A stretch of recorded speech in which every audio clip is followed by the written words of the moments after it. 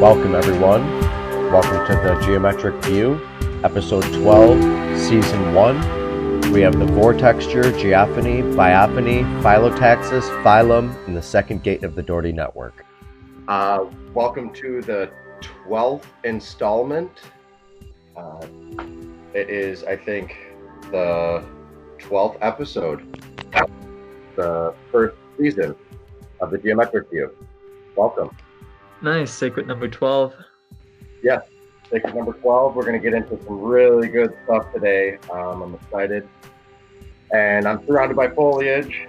I found my place and home with nature. I'm drawing closer towards nature. Therefore, the plants are becoming a lot closer to me, with me, and me.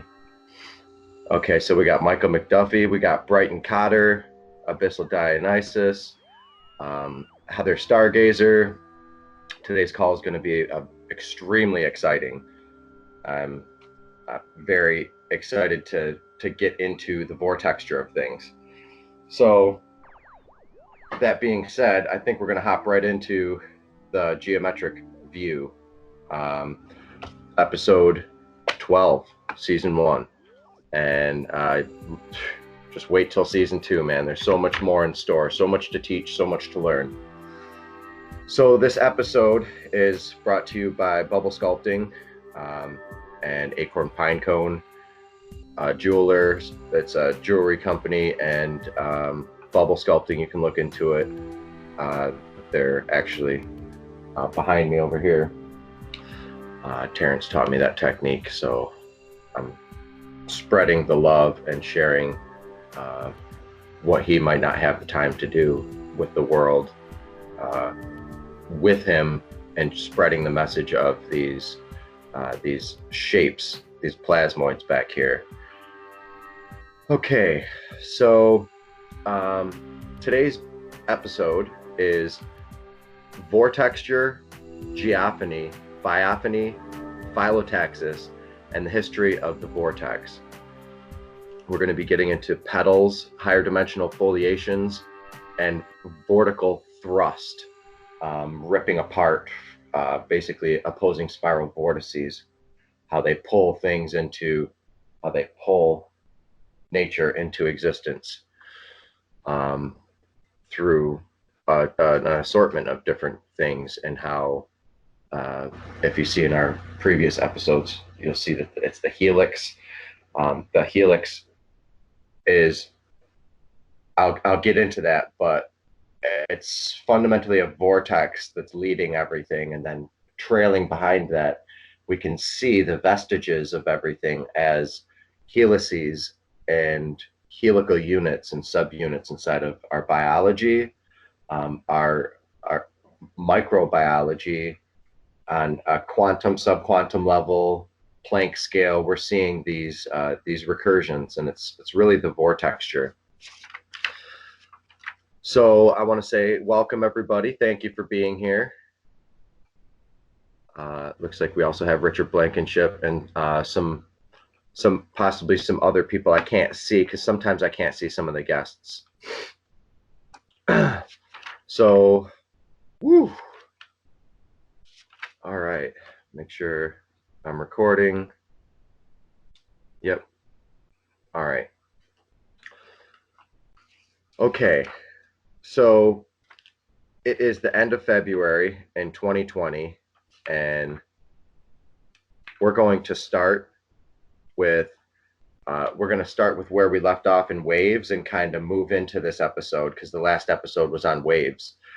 And waves, basically where they interfere, there's an interference on waves, and where waves interfere or interface, creating double layers of plasma or any interference of any waves, there's a vortexture to it. There's a micro or a nanoscale sub-vortexture, vortexes within vortexes within vortexes. So we're going to get into these vortices, this forest of vortices, if you will, using the vortical coordinate system, vortical scale coordinate system of the Dougherty set, the Dougherty network.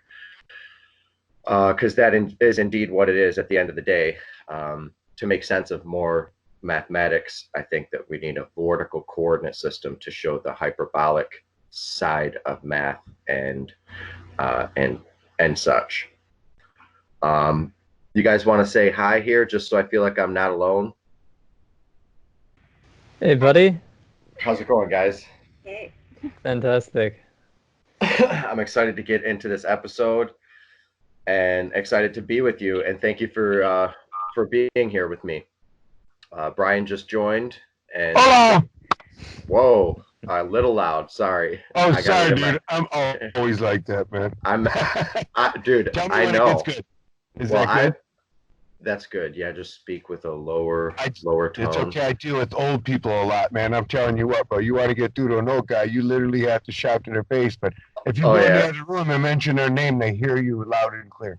I don't get that. It's a strange phenomenon. They hear a mouse fart at 40 paces if you say their name. But after that, it's over.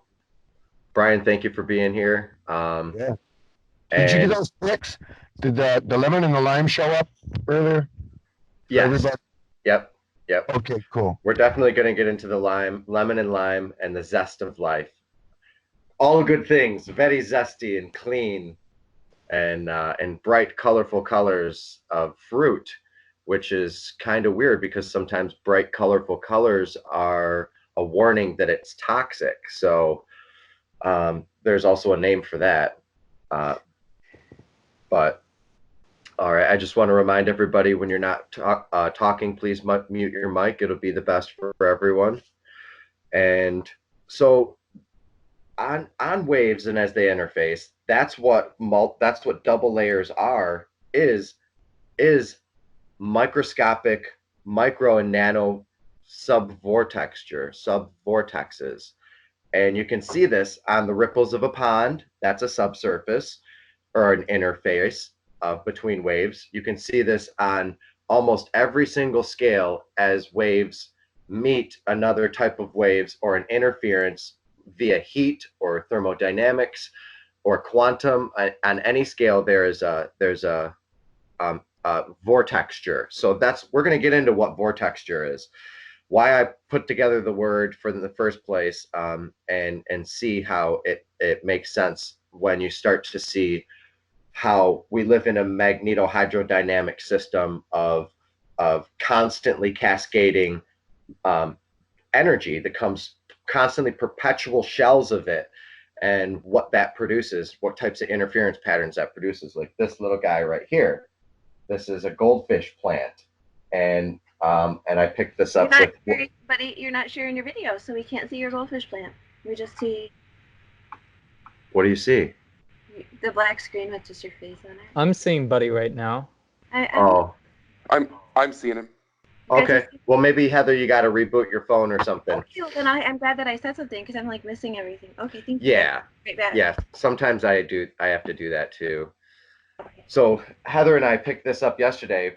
We met up and we all had a blast at like 12 o'clock midnight in Meyer with my friends, and it was so much fun. We all had masks on. We weren't making fun of Corona, but we were going through and like doing almost like a training as what it would be like here in the United States for if things got serious. You know, you got to buy masks and all sorts of other stuff. So we were just kind of doing a little bit of training there with my friend Scott, military friend of mine and pilot, firefighter. Did you see at this time, I just want to share this moment. Did you see the post Perel's got on their site, right? The hand cleaner, Perel, the hand cleaner, Perel. No, I haven't.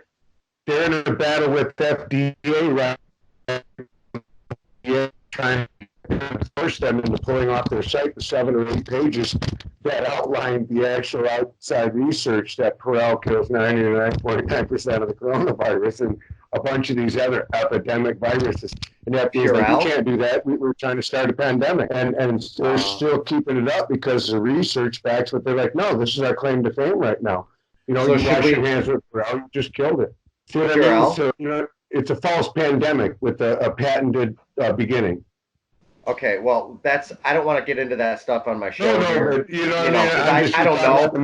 Hypothetically, There's I also love the some fact that you're doing theories that, though. You made fun of it. there's Yeah. also some Well, theories that this likely. is 5G. Light of it. That's what I meant. That's what I meant. Yeah. Made light of it, in Yeah, a I way. don't. It's serious. People are dying out there, and Corona is just another name for the flu.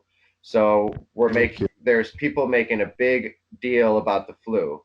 It's just another strain, absolutely. I believe I already had it.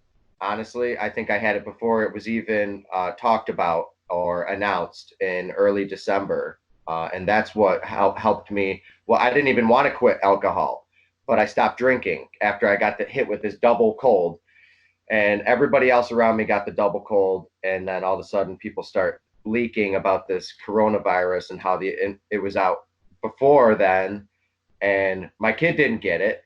Other people that I know, everybody got it. A double whammy cold, and no one in my field gets sick. What we do and other stuff, and at this job, this particular one of my jobs, but it's just like we all got sick and had to take time off. But I don't know if that's a precursor for setting the stage for another thing that they're gonna introduce, and that's gonna be what happens. I don't know. I'm not fear mongering or anything. I don't even want to get hypothetical into it.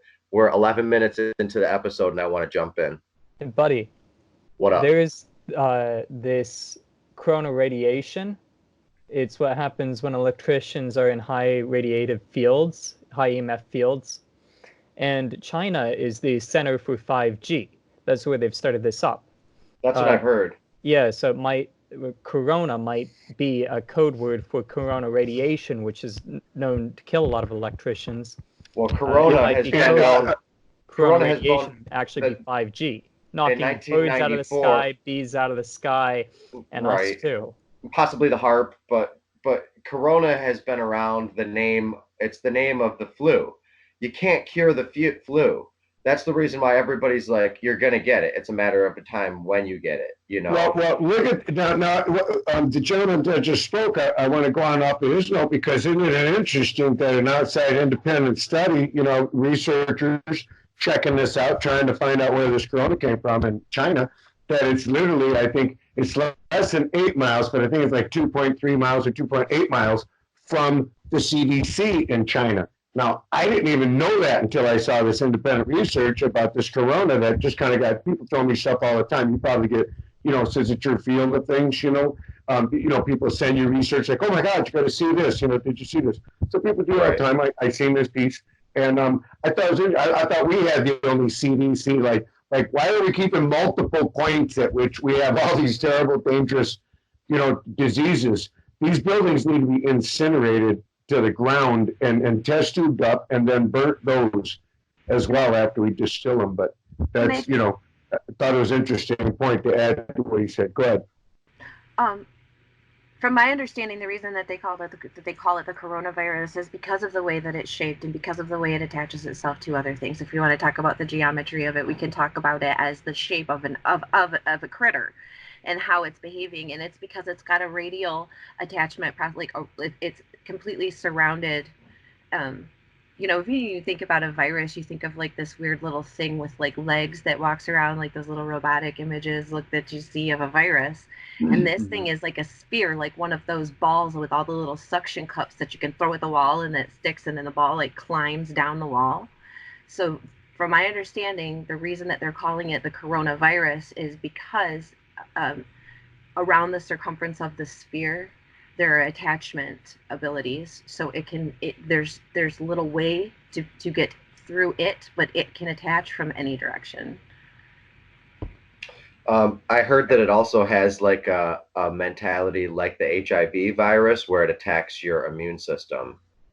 It has some sort of a genetic mutation off of the flu that's like that.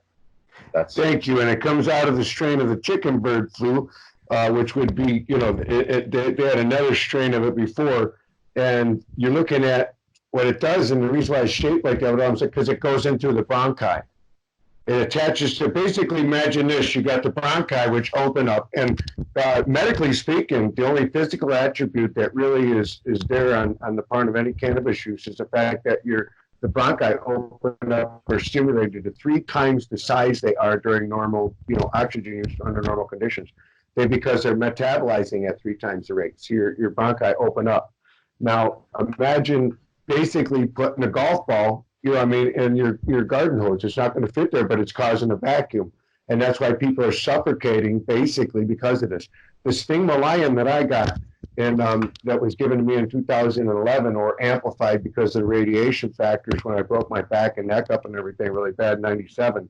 I went through like 3 years of just extensive myelograms, all these different radiative, CAT scans, everything that would radiate me, and my body never had time to recover.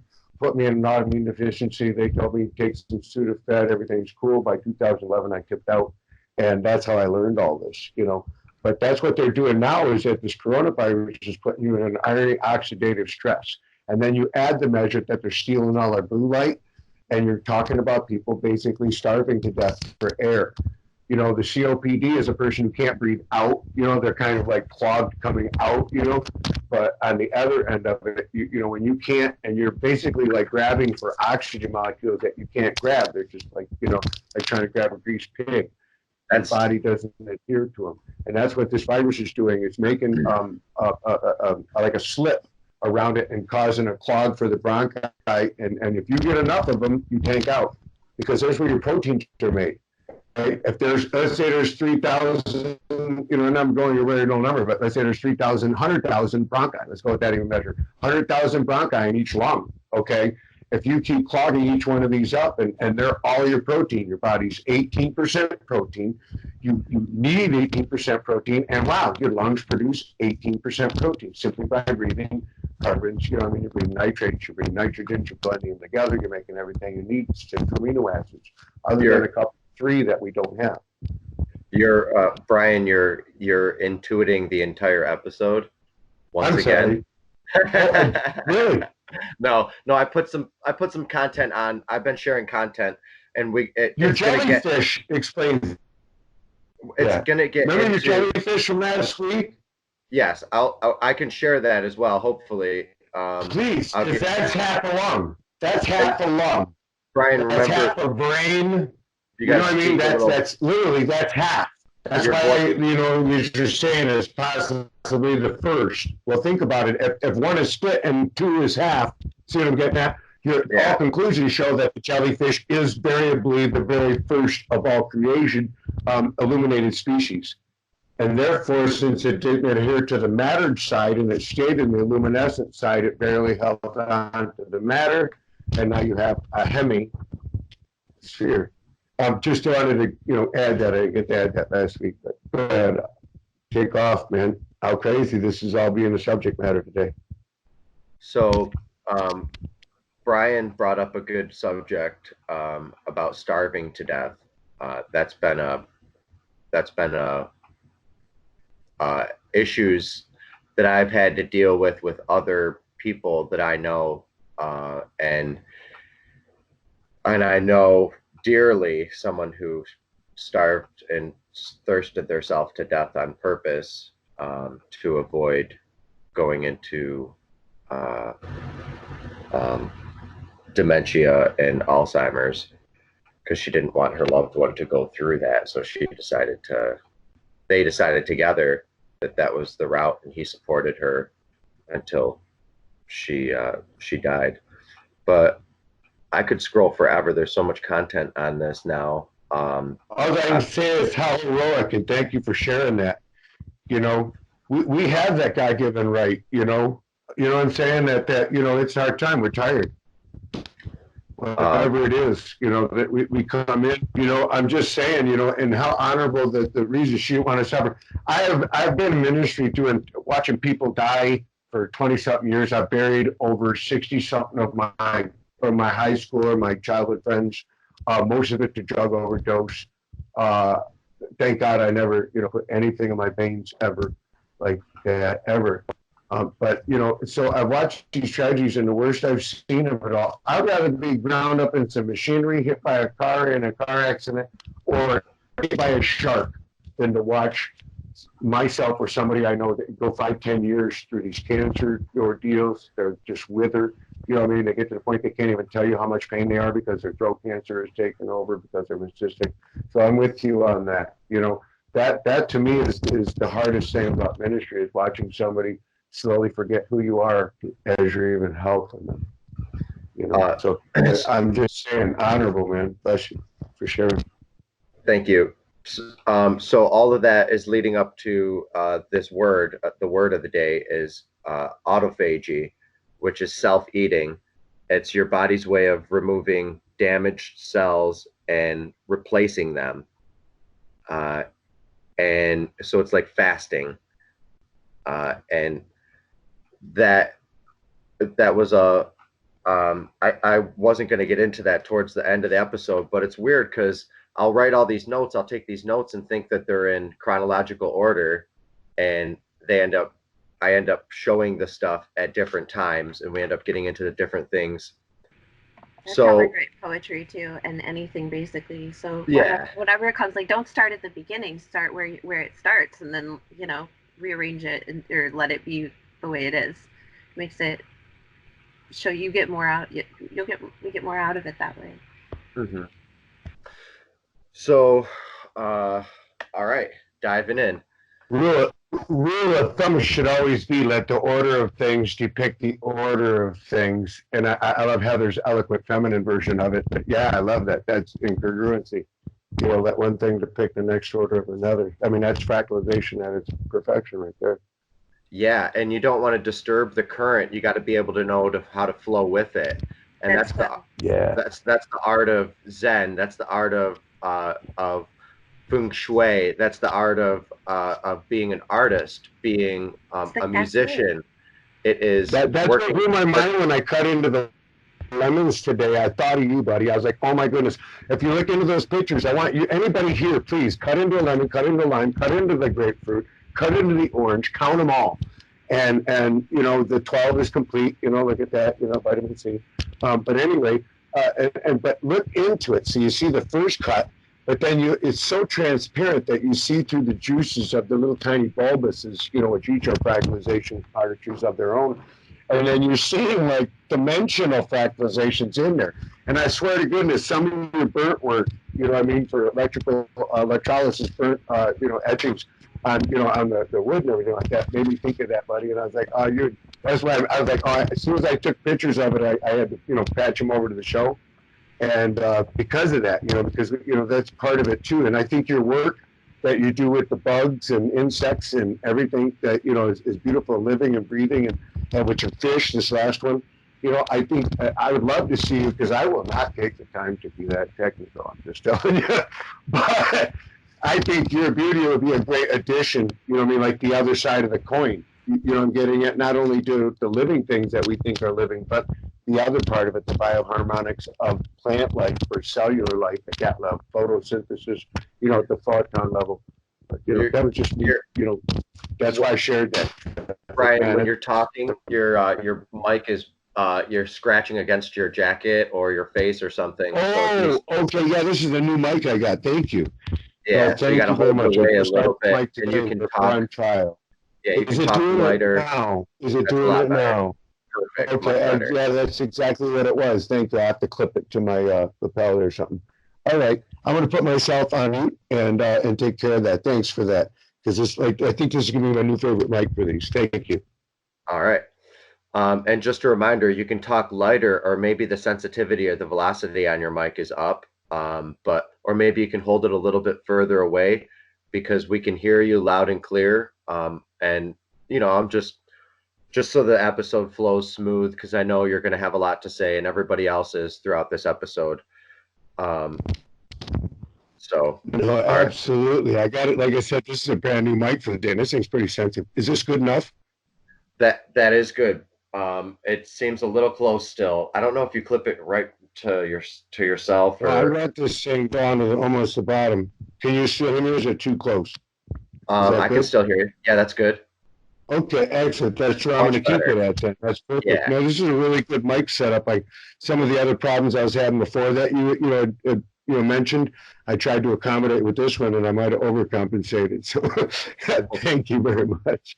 Perfect. I'm going back. All right, guys. So we're gonna hop in. It is 24 minutes into the episode. Um, and I'm gonna hit it because there's a lot of content to cover, and then I'm gonna open it up for some conversation, go back to it, hit it, and then open it up for some more conversation. So please save your questions and or write them down because we can go back to other subjects if I need to because we have pictures and stuff. So um, uh, right now I'm just going to talk about what we're in uh, because we happen to be here, and I scrolled here, and Brian took us here. So this is a post that I posted from a while back, and I'll share it in the group here.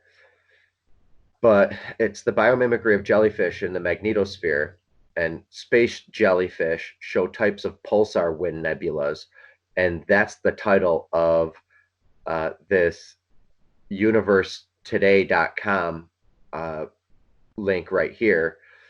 I mean, they even call it space jellyfish in the magnetosphere. So you can see the recursion of the shape here and the geometry, the basic shape of this. And we've been kind of hinting at this towards the whole episode. You can see the toroidal flow. You can see the multiple harmonics producing the cascade, the sonic cascade, and ultimately producing beginnings or firstling creatures on the planet like jellyfish and uh, and another creature that was just talked about this week, a new discovery. Here's another picture of the magnetosphere inside the geometry, showing off the vortexture, V, the vortexture, vivacious, living, vagina, foliage, everything, foliations. It's all the Mother Earth um, cones that go through each other, which are opposing spiral vortices that acoust nature into existence. So I've been mapping this out steadily for quite some time, and we're going to get back into some pictures there. This is a presentation that I'm going to show around and get more conferences and be on more conferences because there's so much content that I have and so much to talk about that that's just what I'm intending, what's going to happen, you know. So I will be doing some presentations at the Electric Universe Conference, the Thunderbolts Project coming up, and the Geometric View will have a booth, the Electric View will have a booth. Um, I often have all sorts of different trinkets and gifts and different things for friends. So please join us there. Look into it. It's in Portland, Oregon this year. Tickets, it's coming up soon, coming up quick, right around the bend. So look at this exact same shape right here. ScienceAlert.com earlier from this week showed the first ever animal that doesn't need oxygen to survive. That's the exact same geometry that I was just showing inside the wavelet. It looks like an umbrella. And I call it a magnetic wavelet. And this is it right here. And Edward Lidinsky, botched his last name, wrote a book called Magnetic Current. He is the gentleman that built Coral Castle, and nobody knows how he's done it. Apparently, he did it with two cone-like devices, and rocks were hovering and moving around and all sorts of weird stuff. And he had, I don't know, a flywheel and stuff, and he referred to it as a Sweet 16, which is the 8 doubling. So I can totally get into that. But here's that shape right inside the face of those creatures that they found that look like sperm. And this is also seen in lens flares. And it is a specific shape that I am proposing, because they cascade inside of each other and they nest inside of each other like all things do inside of projective geometry, there's a nesting, an inherent nesting of all shapes and morphologies, because there's layers, and the layers form where waves occur, wave interference. Wave interference produces the layers which form the bonding, which is, there's higher energy and lower energy points. And right out here, there is synchrotron radiation right at the tips of the wings of the blue whirl. I guess that gets me into the blue whirl. I might as well just pull the blue whirl up because we haven't covered that much. And we're in the Vortex episode. So, blue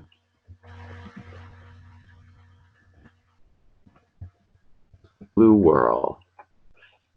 This is, I'm carrying this like an Olympic torch for the world to see, so that we can understand the vortical dynamics and laminar flow, laminar coherence, spin density. We can understand that gravity equals acceleration of charge. You accelerate charge and you get gravity.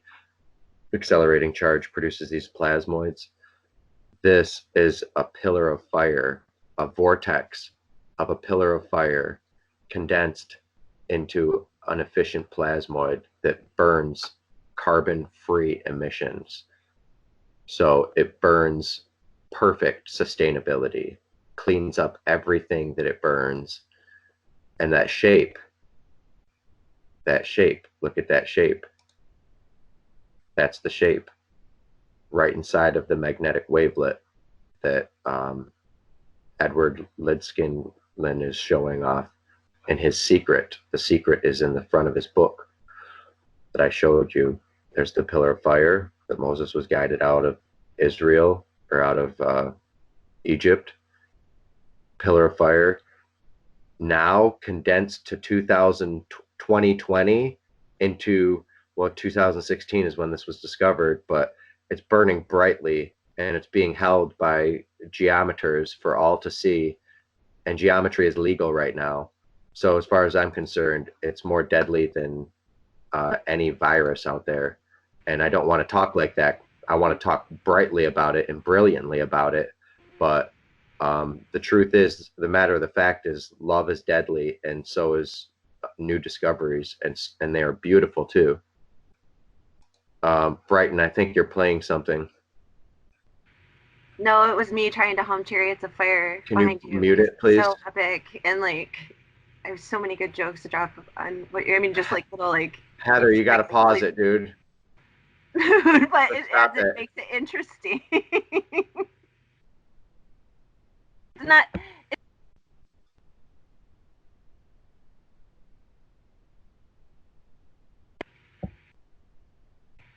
It's not that it's not interesting. It's just that when we can play with it a little bit, it makes it more fun, you know. And it's not like, because you're like carrying this torch, and the secret, and it's like, yeah. So it made me think of Chariots of Fire, and then. Okay, well, it's an ad now. We can still hear it. Can you please turn it off? Okay, sorry. I'm not hearing any of the sounds this whole time. Haven't heard any of them. Is it me? I'm sorry, guys. It was me. I'm so sorry, Heather. That's okay. I was like, I just hummed a little bit for a split second. That's all I did. I'm so sorry. I'm so sorry, guys. I thought that you were playing something in the background and you were saying that I'll edit all that shit out of this. I'm so sorry, guys. Okay. I must have hit something. And kill the character of the moment? Come on. Huh? I know, right? All right. So, I don't even know what this is. It must have just came up. Anyway. Okay, so back to the episode. Where was I even? I was talking about the blue whirl. Okay. The hyperbolas and helicoids. Okay. Thank you, Brighton. That threw me off, and I'm sorry, guys, because it was right in my earphones and it was really loud. I don't think you guys could hear it, but it was aggravating. Anyway, all right. So let me. Okay, so the blue whirl is very much like this. You see a pillar right here. This is the pillar, and pillars nest within pillars, and these are columns, collimated pillars. And at the center, there's a plasmoid. That's one of Terence's shapes. Uh, it's a hyperbola, a basic uh, shape in hyperbolic physics. But this is a Z-pinch or a black hole, and they hypothesize at the center that there is um, a singularity, but there isn't a singularity. It branches back out and wraps around to the outside of the structure and becomes part of the two-dimensional bubble of the inside. Any information that goes into a Z-pinch gets processed and it gets reversed and put out onto the outside layer of the bubble. So there's a dynamic of how three-dimensional shapes like you and I, if we get sucked into a black hole or a Z-pinch, there's an actual place inside the wave that breaks the wave down from 3 dimensions into 2 dimensions, so it can ascertain all of the information inside the wave and into a 2-dimensional structure on the surface of the bubble of the event horizon of a black hole or a Z-pinch. Because a lot of the dynamics are correct of black holes. And this is a better picture of how I can show it. Information gets sucked in and gets thrown out, or gets processed, gets sucked in, gets processed, and becomes part of the outside event horizon of a black hole, or you could also call it the surface tension. And all information becomes a holographic representation on this spherical bubble inside of each one of these wave fields. So it's part of how the mitigation of information flows in like a fluid dynamic or magnetohydrodynamic type of way. Okay, so a lot of where my episode starts today, I owe it all to Vladimir B. Ginzburg. Well, a lot of what I owe to is Vladimir B. Ginzburg. I'm going to open up some of the pictures here in the chat and go to earlier this morning here and start right here. That is a picture of cavitation. We're going to get into cavitation and what cavitation is, and controlled cavitation and bubbles, and how an astrophysicist friend of ours who was going to join us on the episode but unfortunately couldn't because he had to work today, Jim Weninger, I'm going to be giving some quotes of him about how the solar system and birkland currents is cavitation. That's why we see the vortexture or the vortices, or everything is helical inside of these birkland currents, because they're cavitating, and so is the solar system itself. It's cavitation, and you can see the mirror of the galaxies using gravitational lensing. We're going to get into gravitational lensing, and Gareth from See the Pattern on talking about looking at birkland currents and seeing what birkland currents are, because birkland currents are they're literally vortices. So this is all vortices, vortexture based, vortex related, all this information. And but before we get into that, I'm going to probably just play a video in the background and start reading out of this book, The Spacetime Origin of the Universe with Visible Matter and Energy. I don't care what people call it, okay? I don't even know what to call myself, but I can see what people are talking about, whether they call it space-time or plasma or ether. This is a really good breakdown. I'd say the best, working towards his textbook, math-heavy textbook that just came out. But this book is from 2016, and I think I'm just going to play some, let's see. I really like playing this because it gives us a good example.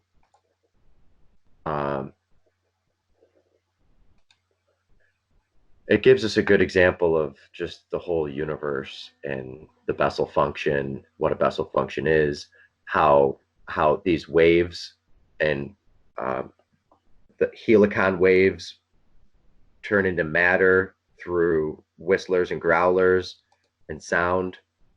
So I'll leave this on in the background and just talk. So this isn't new.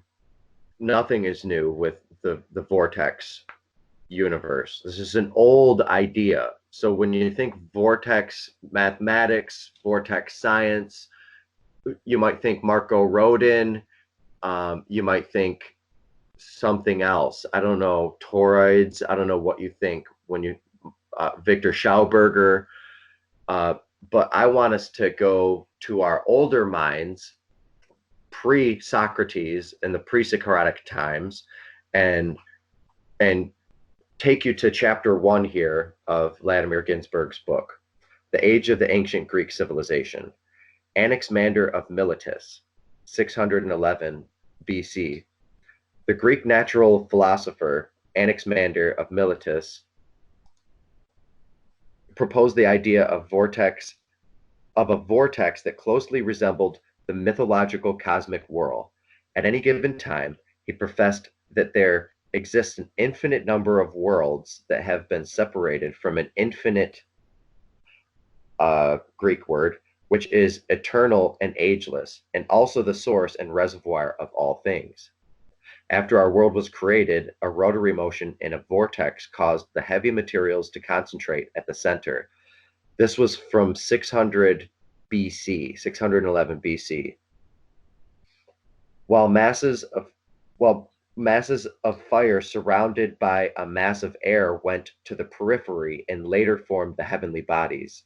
The created worlds, however, did not exist forever, and when perished, they are absorbed back into the infinite. Fast forward a little bit, Pythagoras comes. We all know about Pythagoras. That's 560 to 480 BC. Go a little bit further, you got Anaxagoras, 500 BC. In his book, The Nature of Things, Anaxagoras, the Greek philosopher, introduced his version of the creation of the universe by the vortex motion. Like Anaximander, he made an ambiguous attempt to employ vortex motion to explain the creation of the universe without reference to supernatural forces. But unlike Anaximander, who did not explain the cause of the vortex motion, he proposed that the primordial soup was set in rotation by an all-pervading intelligence or mind. This is the beginning of mind and metaphysics. 500 BC. Sometimes we think that this kind of stuff started within the past 500 years or so, with the scientific method, the gentleman who started the scientific method, Descartes. But no, the beginning of this stuff is ancient. It's the metaphysics that hasn't gotten anywhere until still to this day, that was hypothesized about starting with the vortex understanding. So according to Anaxagoras, besides the creation of the things with various properties, there was another important role of the vortex motion of the primordial soup. The vortex motion supplied heat through friction that ignited the sun and the stars. His system enabled Anaxagoras. Let me see if I can get back to the last video here, guys. How can I just go back? There we go. Maybe I can just put this on repeat. I don't know. So his system enabled Anaxagoras and his followers to describe all existing objects. The vortex motion supplied heat through friction that ignited the sun and the stars. Sounds like magnetohydrodynamics in the electric universe to me, and this was 500 BC.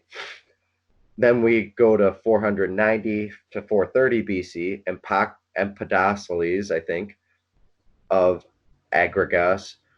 The Greek philosopher Empedocles created vortices so that anyone could see what they looked like and understand how they worked.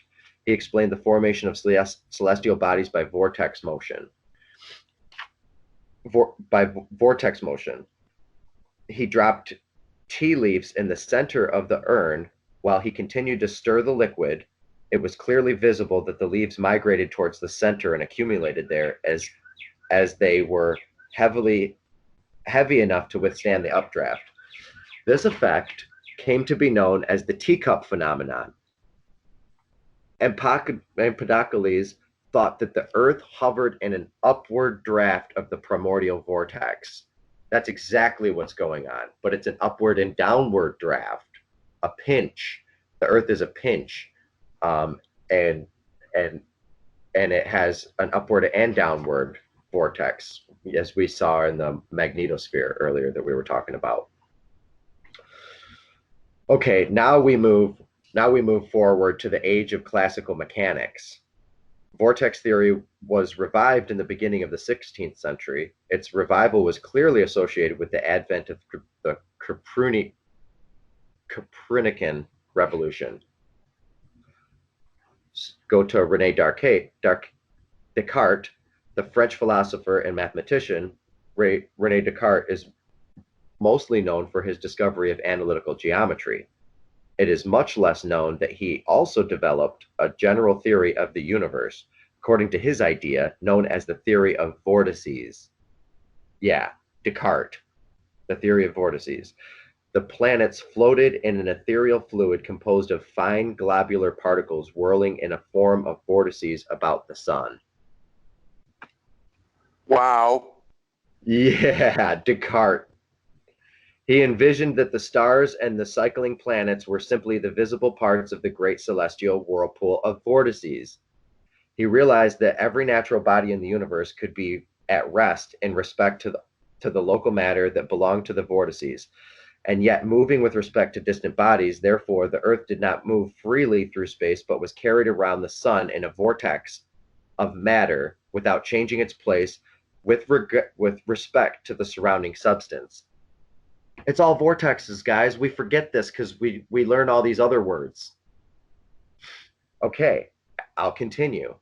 Christian Huygens, I think I'm botching that. Huygens, Dutch physicist and astronomer, 1629 AD, made several astounding contributions to the development of science. He developed further Descartes' attempts to explain gravity by assuming that the vortex of particles of subtle matter was circling Earth with great velocity. In his theory, Huygens replaced the cylindrically symmetrical vortices proposed by Descartes. Wait, Descartes or Donald Scott or Birkland? Descartes? Did I just hear that right? In his theory, Huygens replaced the cylindrically symmetrical vortices proposed by Descartes. That's what we're looking at. This is how the universe works. And this is how the greatest geometers and scientists of all time have put things together by studying the vortex. It's simple intuition. Anybody can do it. Any backyard scientist or astronomer can do it. So I'll read that sentence again. In his theory, Huygens replaced the cylindrically symmetrical vortices proposed by Descartes with a multilaterally moving vortex in which these particles circled the Earth in all directions. Fast forward a little bit, there was a clear distinction between the explanation of gravity offered by Newton's law of universal gravitation and that proposed by the vortex theory. So now we get to Newton and vortexes and warlocks and wizards and why you wear a pointy hat and why warlocks or wizards are also associated with a tornado of charge, or a tornado is often around them. A whirlwind cleans the room. The plants clean the room. The animals clean the room because I knew I was a wizard. I knew it. And this comes with long hair too. My hair has been so staticky for the past 2 days. I'm like, oh, I hate it. But then I'm like, this is what allows me to see. And this takes you back to the Thule society with the women that grew their hair long. You get your hair charged and you can see this stuff. You can intuit this stuff. This is where aliens and the disclosure came from. This is where the Leadbeater's idea of the multi-spiral arm comes from. Leadbeater and Annie Besant, but people couldn't understand it because they were woo-woo, considered woo-woo theosophists. If you study them, it does get pretty crazy. But that's where the whole UFO movement came from. NASA and JPL, Jet Propulsion Labs. This all comes out of this stuff. So I'll continue. Okay. Emanuel Swedenborg, 1688 to 1772. Thank you again to Vladimir Ginzburg. All these quotes come right out of this book.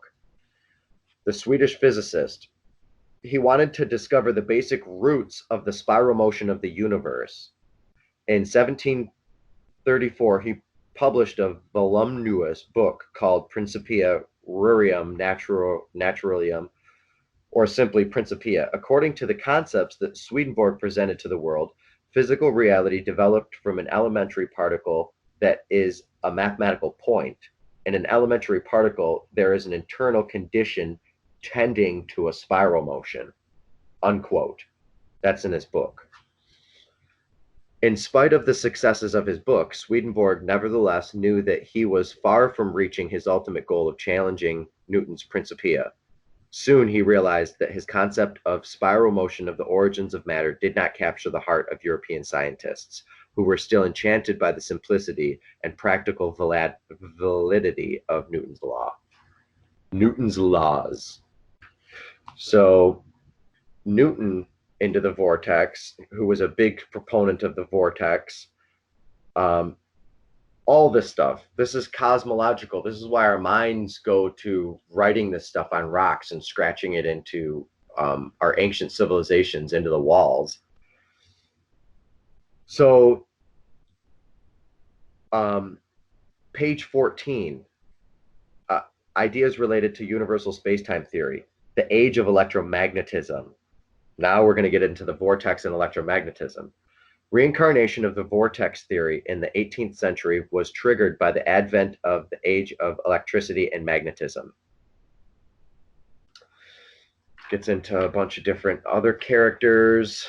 That's all solenoids, cylindrics, everything, coil copper wires, helical, everything is helical. The entire thing is helical, cylindrical. Then it gets into William Thomson, 1824 to 1907. The British physicist William Thomson, who is also Lord Kelvin, is mostly known for his works in thermodynamics. He also turned out to be one of the most ardent supporters of the vortex theory. Thomson hoped to explain all electromagnetic phenomena with representation. For instance, the twisting motion of the spiraling helices could produce magnetic effects. These helices, when located in matter, would become currents. I'll repeat that. These helices, when located in matter, would become currents. In his vortex theory, Thomson treated the luminiferous ether as a medium for the propagation of waves. Light waves were viewed as oscillations of ether, present everywhere, even in empty space. Ether was massless and at the same time an elastic solid medium.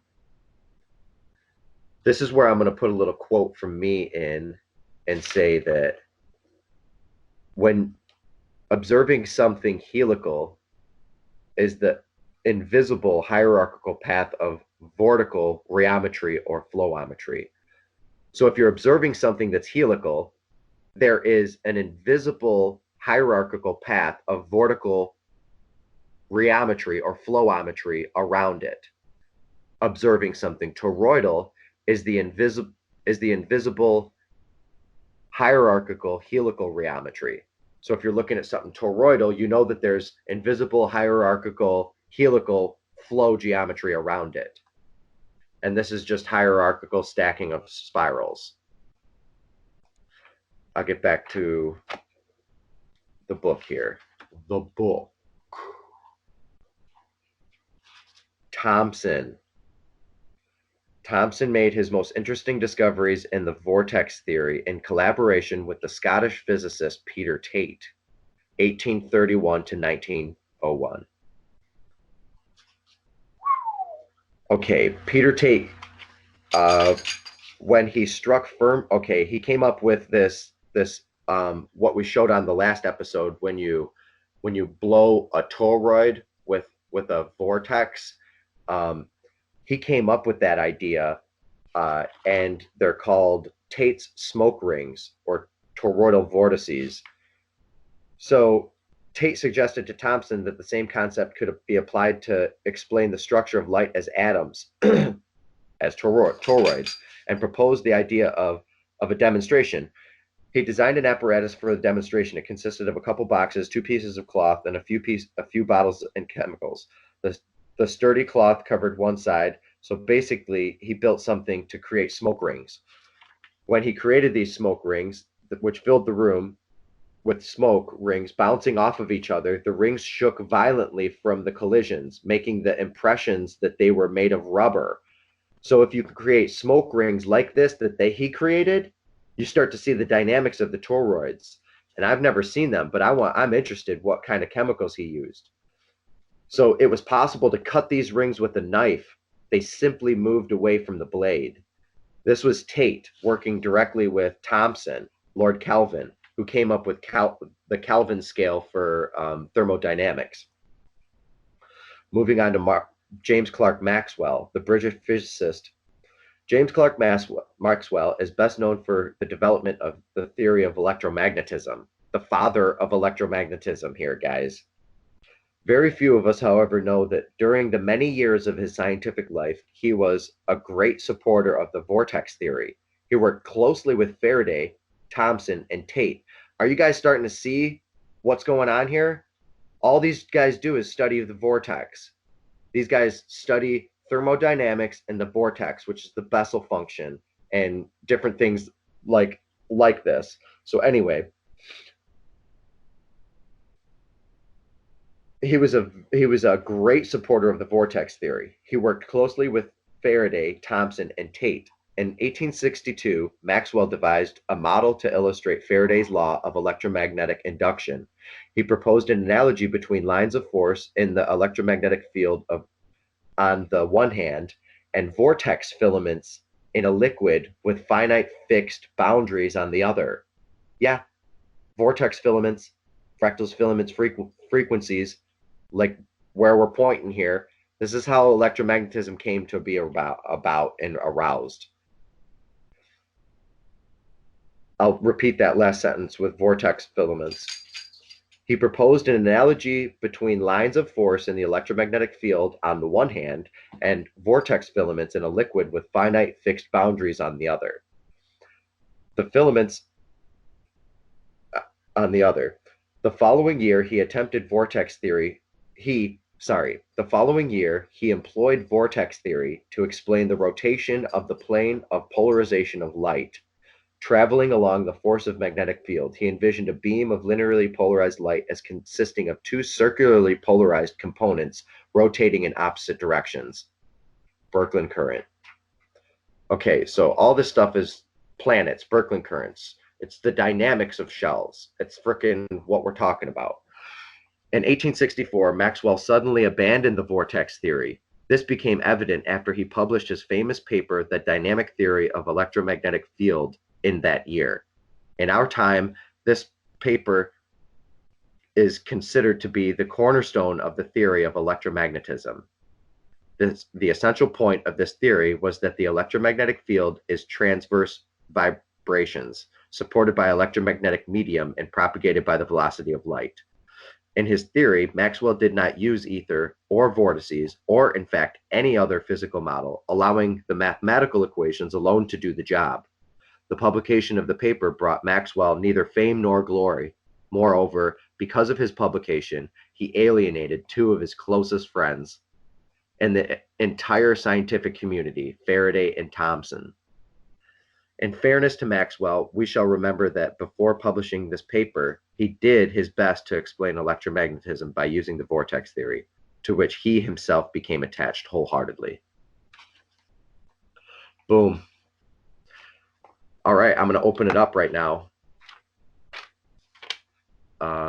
because this is where it opens up. It's It sounds like huge read. conspiracy theories. It's amazing to me that, I'm sorry to interrupt, but my take is that suppression of the truth is not new and that it's been going on for a long, long time. We've been actively redirected from the truth over and over. I mean, this story is as old as time. Mm-hmm. Someone does not want us to know the truth. It is amazing to me. Like, it's active redirection. I mean, this is, it's to see that the pillars of our modern science had these ideas in their head, and that those ideas were killed, and they have been killed over and over and over again. It's just, it's chilling. So it's real. It's go ahead. Yes. You're breaking up, brother. We can't hear you. You got to go back outside or something, man. Next, anybody else?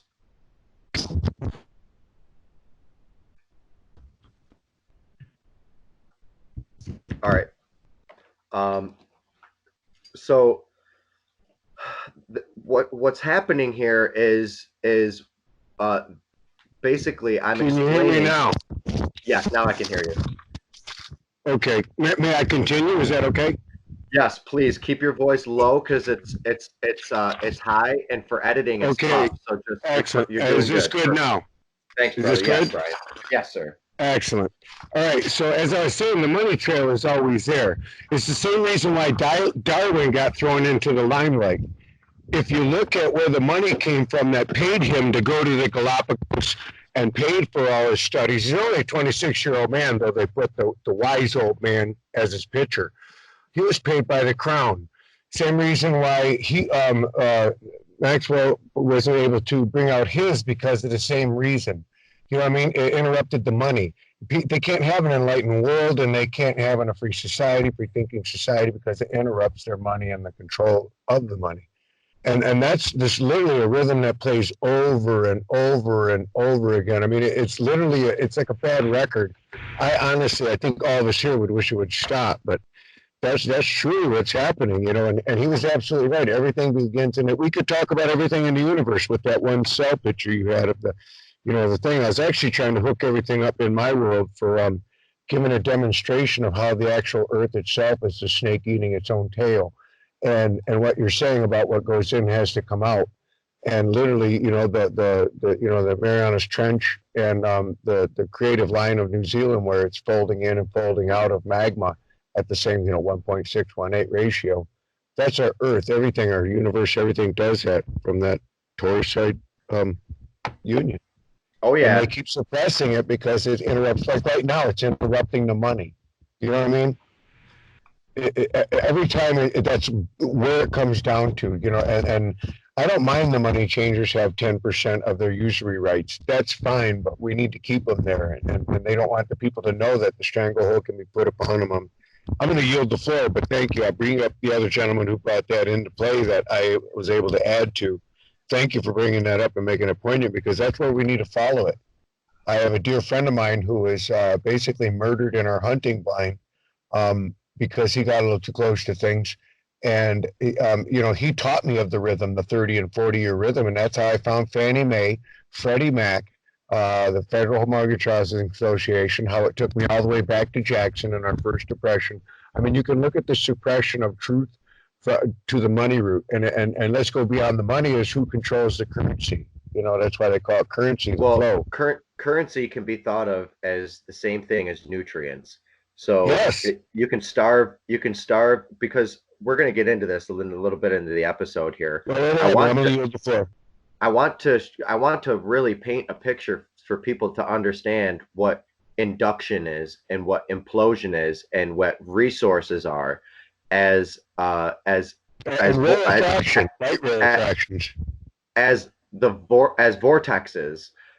And we're going to get into that, bio-vortexes and sonobiology and what is the sound of a vortex.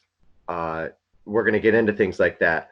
But right now, and I think it's the perfect time to get into what is cavitation. Brighton, could you please load up? Can I just say something to the? Yeah, I just got to say, wait, I just got to get Brighton to load up this, and then you can say it. Brighton, please load up the first comment after cavitation today. This one right here. Go ahead, Heather. All I wanted to say was that all of this comes in waves. And when we think of suppression and when we speak of it often, we're digging a deeper trench in the wave when we should be focusing on the peaks. And the fact that this science hasn't escaped, that it's becoming more available to the population, and that the awareness of it has never died off. So if we focus on the troughs, we'll always be in the ditches with it. But if we focus on the peaks, we can get on top of it. Yes, and brilliant. Thank you. I love it. Thank you for bringing that up, Heather, because Heather Stargazer for president. We could sit here and talk about the suppression. We could sit here and talk about the suppression of it all day long, but that keeps us in the trough, but ultimately, at the end of the day, the information's always been there. If you feel like it's suppressed, maybe you're suppressed. Honestly, and I'm not hitting anybody with that, but we often, all the time, feel that way, that there's a conspiracy out there, that we can't get the information. It's there. If you ask the universe, it's there. And then if you find a book, it's also there. And then you'll find out that like attracts like, and it's always been there. I got the audio ready. Awesome. All right. That's brilliant. I really appreciate that addition to the conversation, because I think it's so important. I mean, I think both sides of the coin. Both sides of the coin are important. It's important to know that how things work. It's also important to know how things work. It's that, and I love your description, Heather, of the idea of everything being a wave, and that if you focus on the downturn of the wave, it's not that you're not focusing on the truth, it's just that you're only focusing on a part of the truth. And the upshot is that the information is available because I just received it on a very personal level. That is absolutely also equally true, and it's really important, I think, to make that point. It's important to see the conspiracy, and it's important to see how pathetically inappropriate or ineffectual the conspiracies are in the face of truth and logic. So I amen to that. I'm 100% on board. It's crescent fresh. It's literally crescent fresh, what she said. And that's a shout out to Syphil and Ali, if anybody remembers that show. Get your Civil War corpses here. so what I mean by that is it is life to the fullest. Instead of living life in the trough and approaching every every conversation like it's a fight with your fists up. You can approach every conversation with your arms open as an opportunity for giving and love and sharing. And that's two different worldviews of the same, going into same modality. And here we are, we have this opportunity right now. We're all sharing it with each other, and then in turn we're going to put it out into the world and share it with others. And then each of those people who shares that knowledge is just, you know, like getting on top of the wave and ride the crest, right? And you know that the troughs are there. Don't let them take you under, you know? Mm-hmm. Right, surf. Yeah. So now that was a wonderful little opening, heartfelt and touching. So perfect for a transition into what is the beginning of, or what is everything?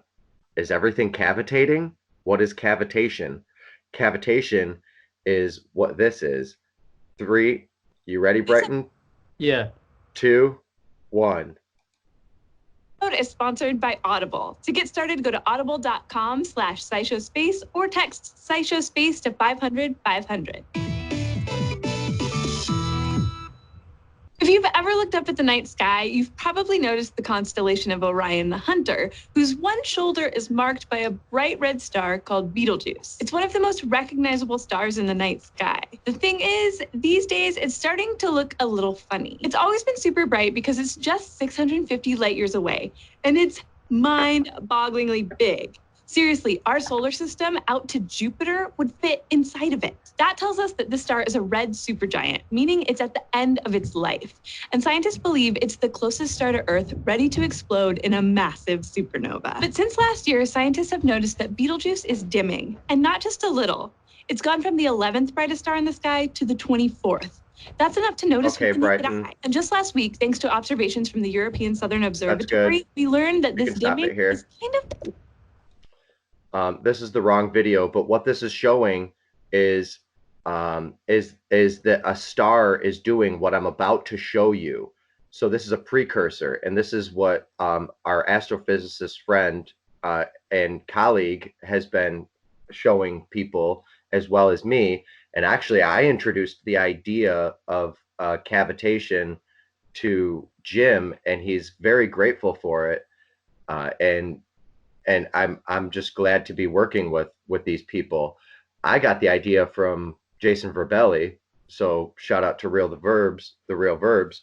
But I mean, the credit just goes forever beyond us. It's pre-Socratic, like we said. So the credit just can keep going and cascading, just like the idea cascades. This is a bubble. And it's like sonoluminescence, and that's what we're just about to get into. But I think I shared the wrong video, Brighton. Let me try to pull it up here. Cavitation.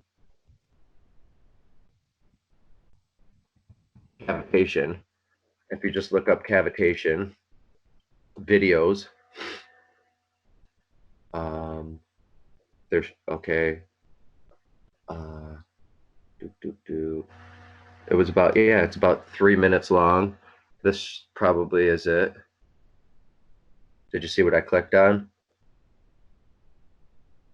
No, I just got back. Let's see. Cavitation. Let me see. Oh man, I wish I found that it's a picture. Hang on, that's not the video. I'm gonna type in cavitation bubble, BU. Okay. Okay, cavitation bubble, top one. This looks like it. It was about 3 minutes. Yeah, this is it. Pretty sure.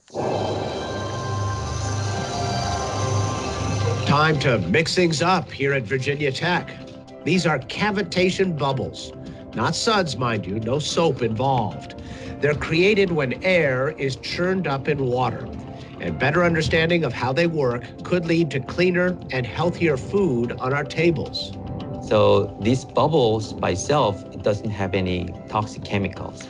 Just a natural bubble will be used for environment-friendly or nature-friendly method to clean or sanitize the fruit.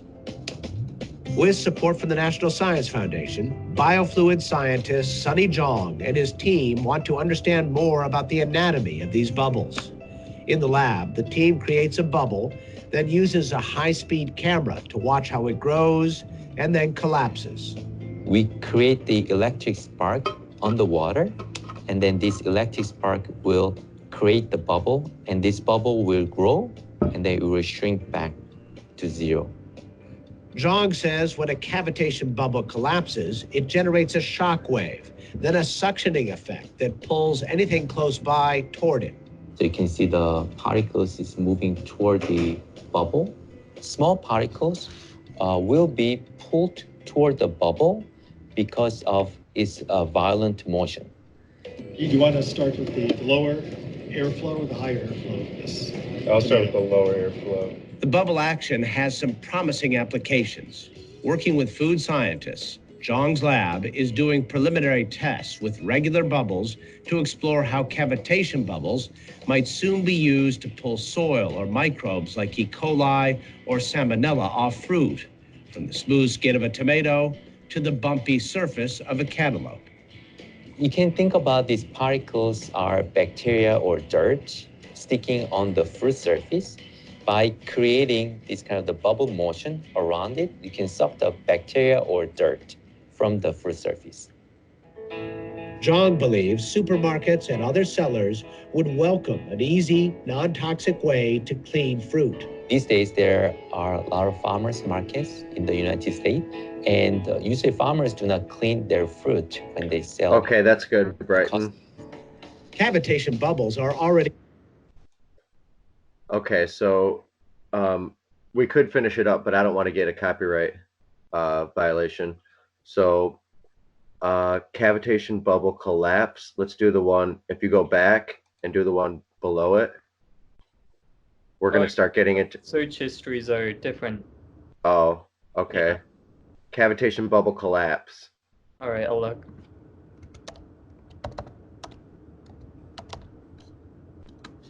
Oh, there's no sound. Wait. Yeah, there's no sound. You don't have to do this one. So just watch the screen for this.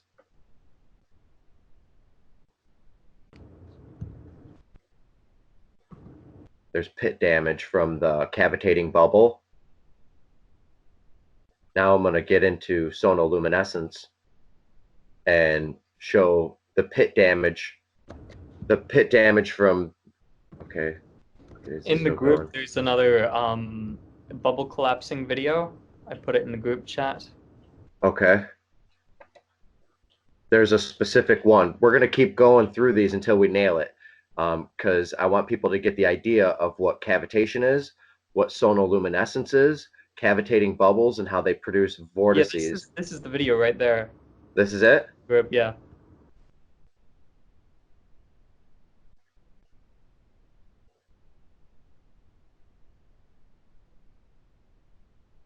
All right. Yes.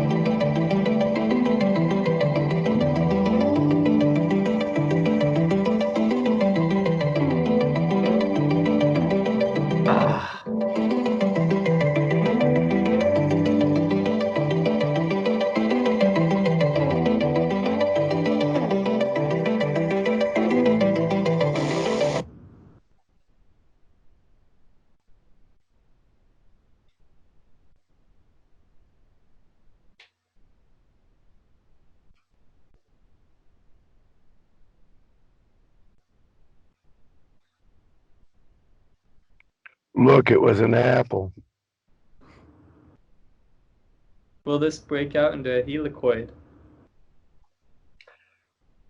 let's just, it's a short video. Let's just watch.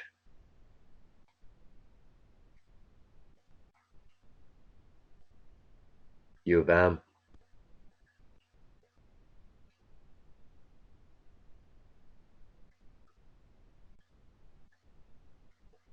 I can reach these people.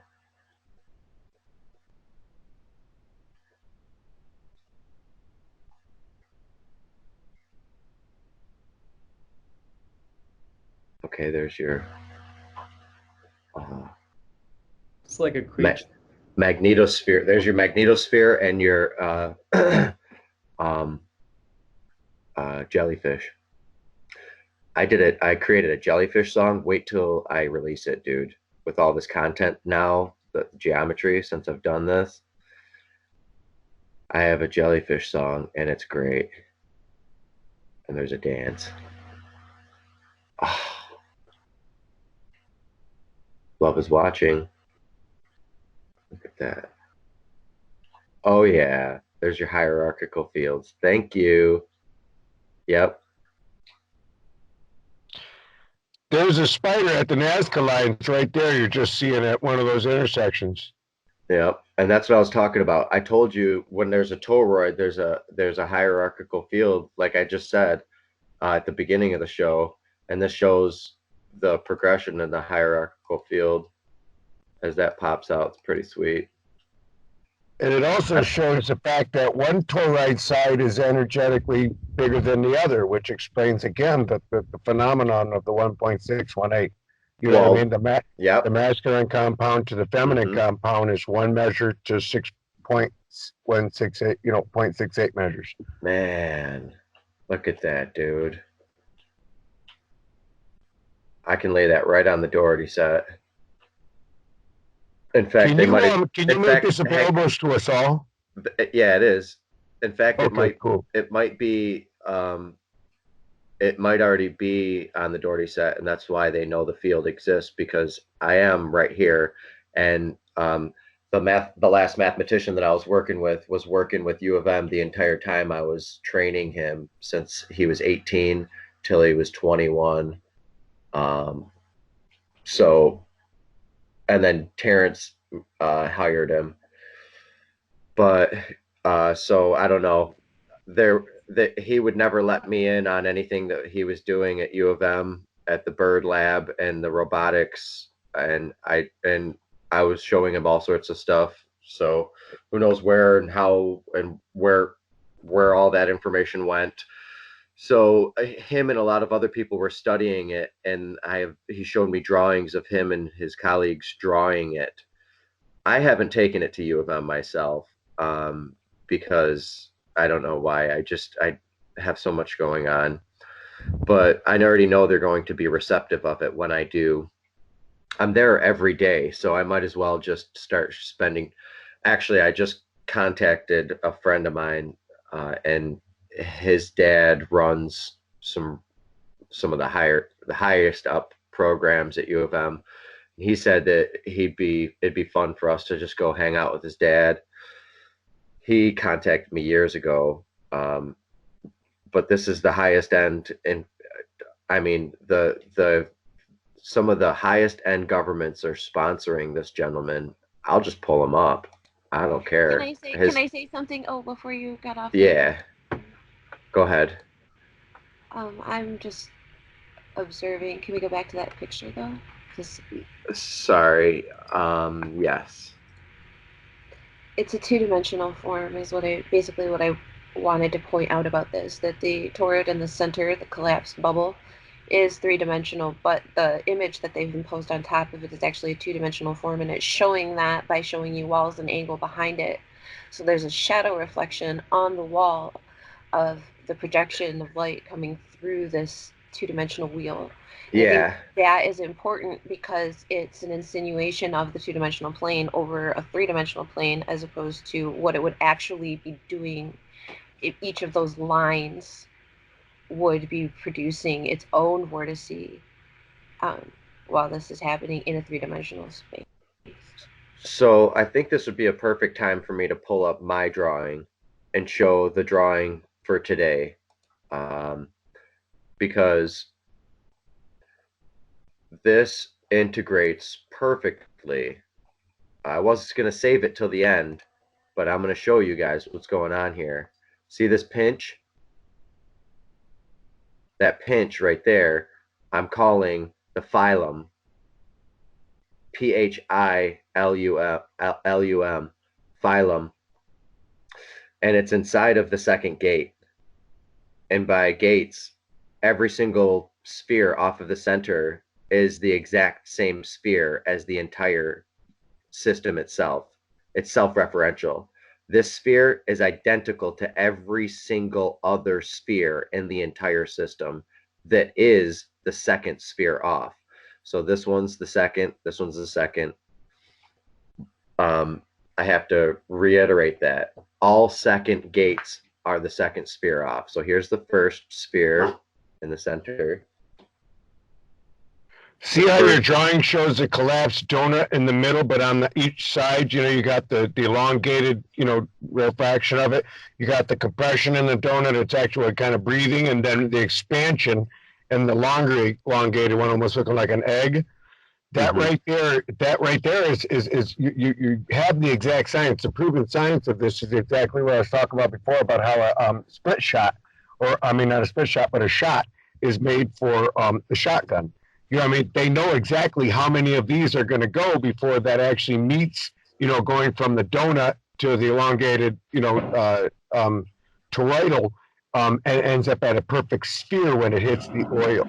That you're absolutely, everything you're doing has exact science backed around, is what I'm saying. So, yes, of course, you'd be received at U of M and everything else. You're piloting a beautiful opening here. And I like how you got the green ones. What is that for? What is the green? Are you showing how it's like moving into a different octave or a different opening, or is that what that's to be? Well, is that what showing with that, let me take you and let me take everyone and show us this pedal right here. See this pedal? Yeah. See this pedal? There's two pedals right here. Yep. See these two pedals? There's two pedals right here. Yep. Now, this is the beginning or the end of a wave field or a wave function, and the collapse of the wave function. This is the other end right here. It's actually nested inside of the third gate. We can go gate by gate and literally open this Dougherty setup, which is what I'm going to do. Wait till you see what happens when you get to the 33rd gate. But every single gate has immense purpose and reasoning and understanding to allow us to perceive the universe. So I can show you clearly why this is the second gate. Here's the first, the center is hollow. It's zero. It's hollowed. Okay? So it's zero. It's cipher. The first is the right hand of the Father. The center, the Father. The first, the right hand, or Christ, is the first gate off. The second gate out here is this, and all of the constitutes, whatever the word is, all of the sub-nested vortical characters and characteristics that are nesting the harmonies of the wave, including a pinch right here and a pinch right here. So these pinches are what science calls as the Higgs boson, and all information passes through these Higgs bosons according to this projective scalar set of the Dougherty network and the Dougherty set.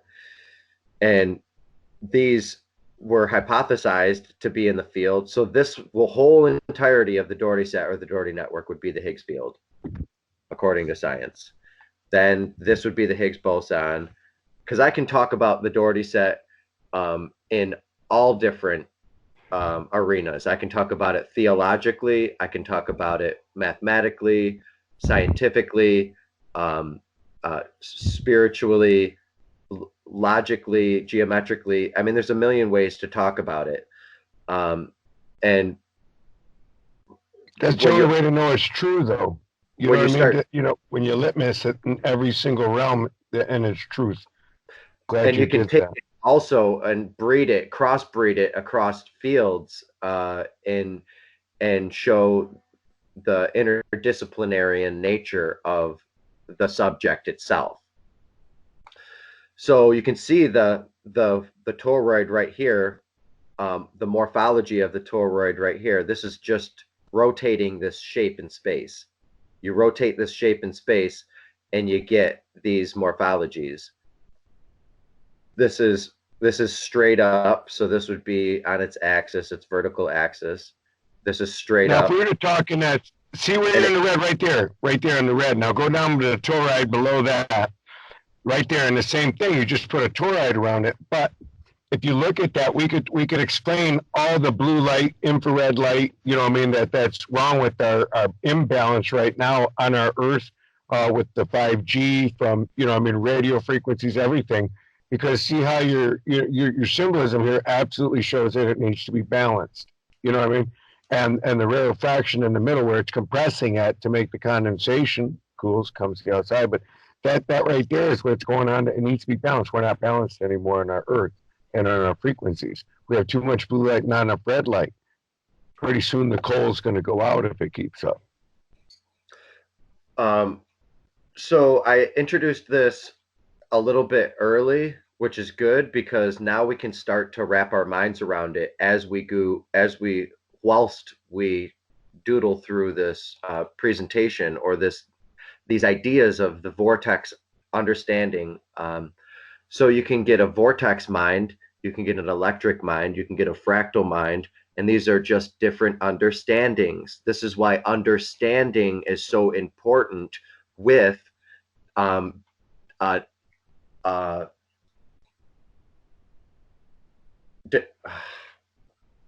I'm forgetting the word.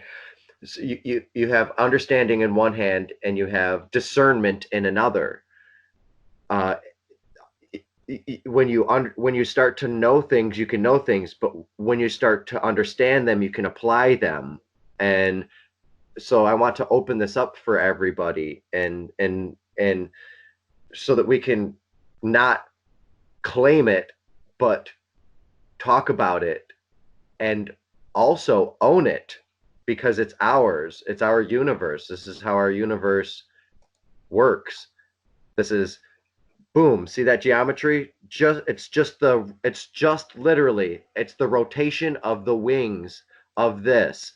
The rotation of the wings of this is what opens up and creates that flow. You rotate these wings projectively in the dynamics, or you just rotate it in a field aligned current, and you get the dynamics of what you just seen here that Brighton found. And now I'm going to go talk to these people from U of M here. But what I'm getting into is really, really heavy, I'm not kidding, heavy science and math. And I was just about to pull up this gentleman, Brian Athey, and just show you some of his credentials and who's sponsoring him from the world. If this goes into it, there used to be a Wikipedia or something about him, but every government in the world is DARPA. There's a bunch of other stuff that he did. So Virtual Soldier Project, if you know what that is, bioinformatics, and I mean, I don't know if I should be telling the world this. Maybe I shouldn't, and I'll edit it out. But you know, these are directions and friends that I have, and this is going to be accepted as completely valid because the model is valid. And this is just working with one of the sets. I've developed 5 or 6 more since, and then there's an infinite amount of sets. And we're just going into one gate. This is the second gate. I don't even know if I read the title of it. The Vortexture, the phylum, geophony, biophony, phyllotaxis, and higher dimensional foliations within the second gate. A foliation of light or a higher dimensional foliation is what I'm sketching here. This is just one idea of this center vortex and its counter space, and its counter space in rotation creates this shape right here. You see this? Now, let me play this again, and you'll see exactly where that is. And there's a preponderance in the flow. There's that jellyfish with the tentacles, biomimicry, eyeball.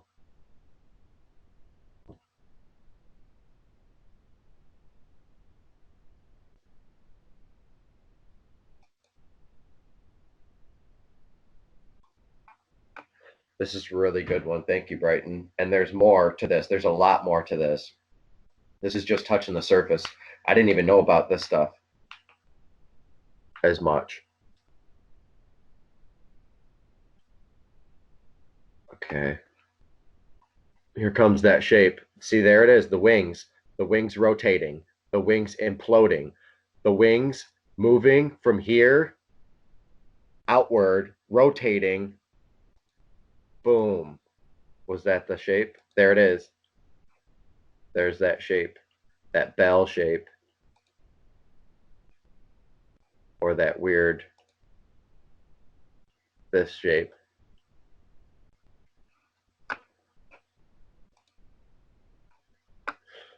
So let me get into, I can hear you, Heather. Oh, I said it looked like a skull. Did you hear that? Am I really saying it 30 times? Because I don't know. Sometimes my mic is on and I think I clicked it, and sometimes I don't, and I'm talking to myself. Yeah, there's faces in it. That's why faces show up in the cellular automata when people do psilocybin or when they trip out and things like that, because it's natural. It's natural form constants. Like, structurally, there's actually a face in there. There's a skull in that shape. Mm-hmm. Like, for real, I'm not tripping. Yeah, yeah. It's on its side. If you play that, as you played that, you actually see the motion, like you're looking over the back of a bird. And as you talked about the over rolling and spiraling as the wings come out, you could see how it was almost like looking CAD vision dynamics of, the movement of a bird flying. You know what I mean? Coming up, collecting air. You know what I'm saying? Exactly. I don't know. That's where I was, I was just looking at lines.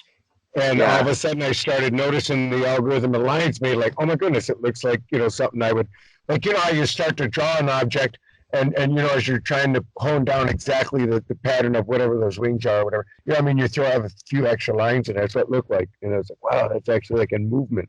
It's like it's a moving CAD version of that. I mean, there's so many things can be explained. When you're born as a baby, you start out as a blastophore, and that blastophore inverts. Yep, it's the same thing. It's imploded. It's imploded into existence. There's a very interesting you brought that up, because there's something dynamic about going through the vaginal canal, that vortices. That's why our brain is supposed to be expressed, and that's why we have that hole in the top, basically in the skull, the soft spot, so we can be compressed to let that melatonin, all that, to be squeezed into the body through the spinal fluid, just like a butterfly needs to do that to get out and fly. And we're having too many C-sections. And think about how many, people that have not gone through the vaginal canal, through that vortice, that natural, the birthing through, as you just said, right, from one to the other, the negative effect as it, sucks into this world. Well, yeah, I mean, that compression and rarefaction of going through the vaginal canal Yeah. alone, and conic forming the brain into a conic section before it comes out. Thank you. Know, Well, thank you. And they don't want to spend 36 hours doing it. Well, And the they know that vaginal, if they don't do it. Okay, the can I just vaginal say mic. something as the Hang only on, hang- person here who's the had a vaginal mic. C-section and I've given birth to 3 kids and I had twins via C-section, and I will say something on that. Please go ahead. That I do think that there is some substance to what you're saying, but I don't think that C-sections are done off the cuff just for fun. I think that No. Please let it never be for and that a fun. lot of people's lives are saved this way. No, my And, like, I wife agree. had to have our twins that way because one was standing breech. I understand the dynamics, but it seems to be too commonplace that it became that it's more monetarily beneficial for a doctor to knock out a C-section. I completely disagree Instead of 36 hours. It took 36 hours to put my big melon out. And I've had 3 kids, and I've experienced both ways, and I will tell you that it is not monetarily beneficial for them to do surgery on you in that manner. They want you in and out of there. Yeah. They're going to collect a ton of money from you no matter which way you give birth. I think that there is a monetary value on putting people on medication, but I also feel that that's very, Miss Heather, can I go to this side of the coin since you went there on that? Think about the fact that I was there for the twin birth for my twins. My twins were born 2 minutes apart. The whole entire procedure, we were in and out of that room in an hour. All right. So all I'm getting at is 36 hours that you're in a delivery room as opposed to an hour in that delivery room, and maybe the same monetary amount is charged out either way.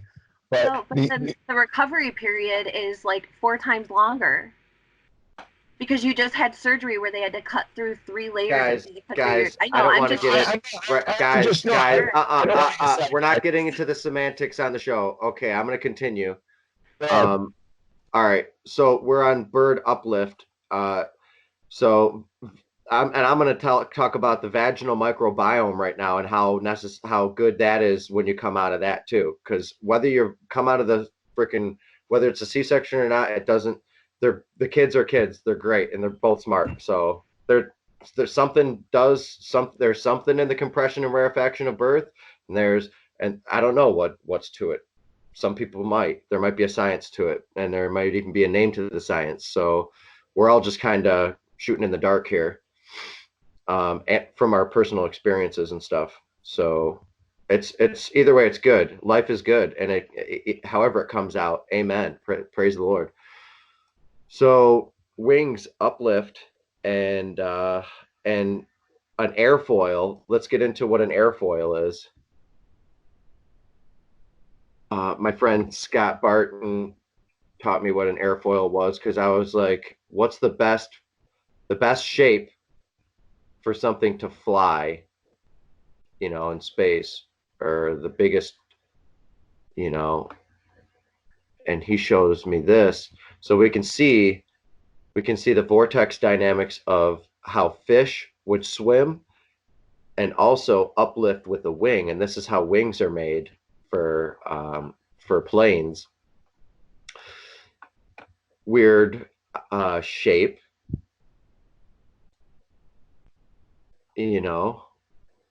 Symmetrical airfoil, chambered airfoil, or cambered airfoil.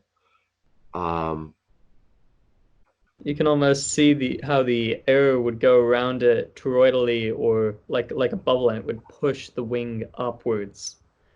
Yeah, if you push something here, or if you tilt the wing, that's why it's all the wing tips. Everything is the tip of the wing. I'm exposing a lot of information on this that I wasn't planning on exposing, but whatever. It's the tips of the wings, and the tips of the wings are all over everywhere in the geometry. The tips of the blue whorl, the tips of the wings of the blue whorl, where the azimuthal synchrotron radiation occurs.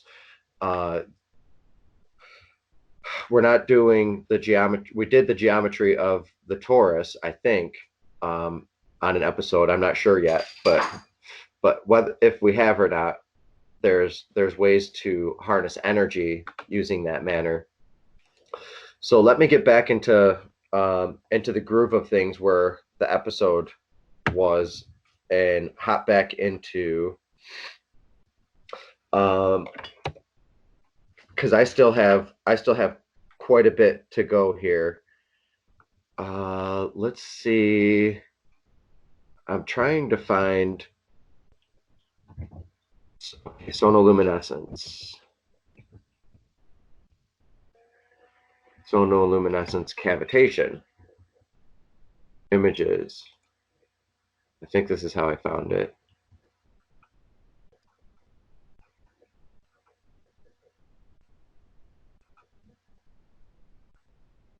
Okay, so we hit that pretty hard. So now what I'm going to propose is that this is happening on a cosmological scale, and all things are moving with this type of cavitation. I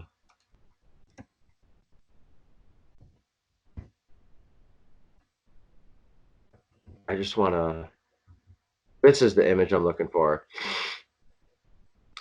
Look at that. See that vortex dynamic? The blue whirl nested inside of it with the crown of the wavelet, like I was showing, and some of the geometry. If you were to take a water droplet and drop it on top of a cone, when it hits the cone, it turns into a torus.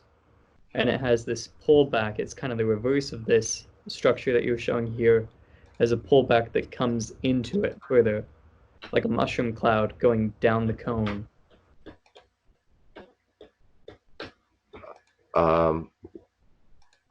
I got it right here. Right here? Yeah. Yeah. Now, this is what I brought to the attention on an astronomical scale, because I kind of put this together based off of my drawings and just studying what cavitation is, and then talking with Jim Weninger and showing him my model. You're going to say this is micro-macro, that our organs grow in this way as well, that the planets move in this way? Oh yeah. This is ultimately, you see the wingtips, everything has this type of structure, and the basic structure is seen, as I shown earlier right here. It's nested inside of here, and that is the same thing as sitting right inside here, inside the cavitating bubbles. Now what happens is, as during sonoluminescence and cavitation, the bubble focuses, it implodes from the top down, moves down into a spire, and these spires become 1 nanometer thin, or the nanometers of DNA, and it creates a helical thread inside this vortex. And when it hits the plate, just oxygen and water hitting a steel plate will produce a whole crap ton of ultra heavy elements. So transmutation occurs. It turns the steel, the water and bubbles, the water and oxygen turns the steel into a bunch of heavier elements. So this is one way to create transmutation. The gentleman who started the spire, where are we? I think I wrote his name down right here. Yeah, Mark Leclerc from Nanospire.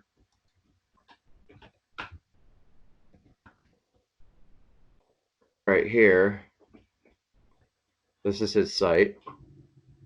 Look at this. Look at his logo. Where's his logo, dude? See, this is where that is.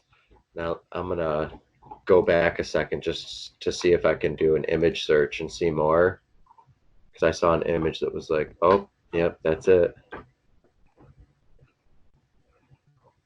All right, I'll just go back to his site.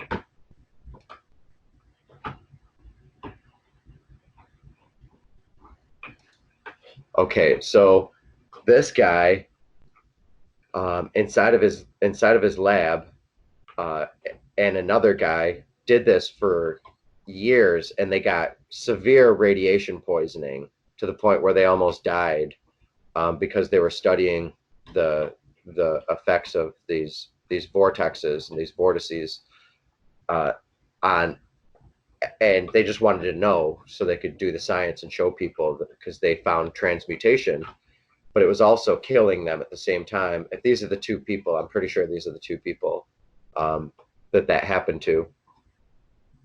And then they might have got scientific with it, more scientific, but this started in someone's garage, basically, before this. So this is what the universe is probably doing, and this is like what stars are doing. And there is, to start this conversation, there's a particular thing that I shared. I don't know why it's not showing all of the images in chronological order. Some images it's showing.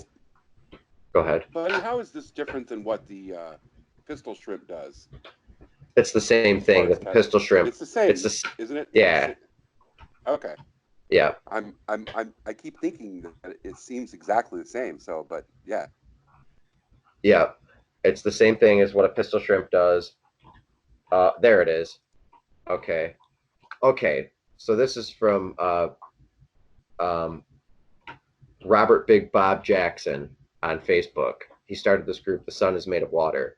The site is dedicated to and looking into the great possibility that the sun and stars are or were made of water. See sonoluminence. Oh, this is the ad. That's the one, Brighton, for what cavitation is. So I don't know if you could pull that up, or if it's a live ad, or type it in somehow. You're a fast typer, but that's a lot of crazy characters. So anyway, I'm going to keep reading. And that the ancients knew of this power of the sun and could recreate it on earth, and the clues to its manifestation are in all of the old text and tablets that have come down to us in allegorical form, the patterns for the tabernacle and the Temple of Solomon and the Shekinah, for instance, and many other temples around the globe. In all of the creation myths and religions, read the documents, the language of the numbers and symbols, the soniferous ether, the quintessence, the master force, the divine presence. We're all made of the sonoliferous ether. Hold up. Can you share it, Brighton, at the bottom, so I can play it at the same time, please? You're the best co-host on the planet. Seriously. All right, here we are.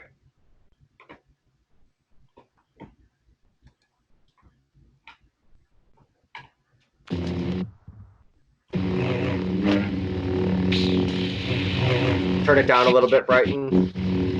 It's a process called sonoluminescence. The first time I saw sonoluminescence was in a darkened room. I was transfixed to look at this spherical flask of fluid.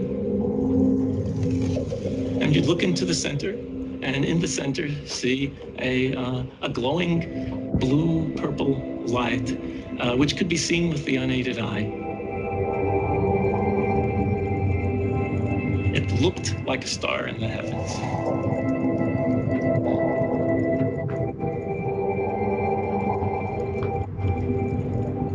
Seth Putterman called it the star in a jar, a tiny spot of bright light contained in a flask of liquid.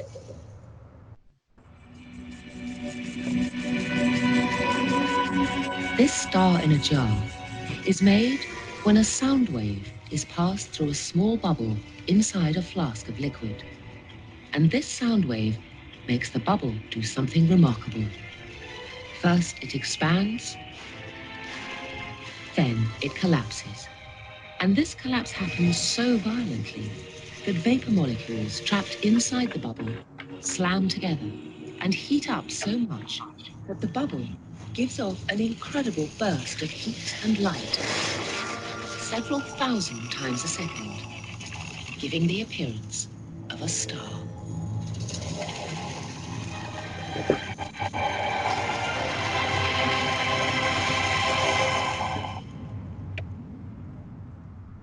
What made the phenomenon so exciting was the temperature of this star in a jar. On its surface alone, the light burns at tens of thousands of degrees. And Seth Putterman now contemplated a tantalizing possibility. Could the core of the collapsing bubble be even hotter? Hot enough for fusion?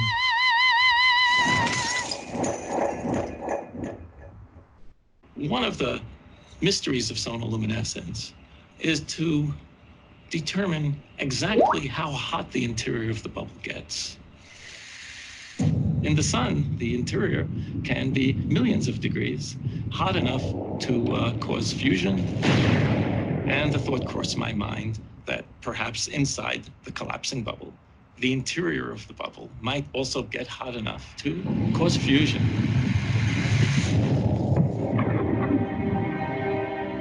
If so, this would be something truly amazing.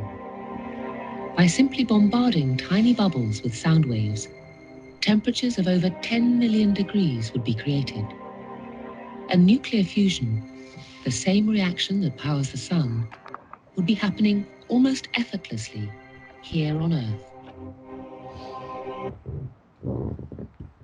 All right. Okay, so that's sonoluminescence, and wow, the next thing that's playing looks pretty cool. Anyway, okay, so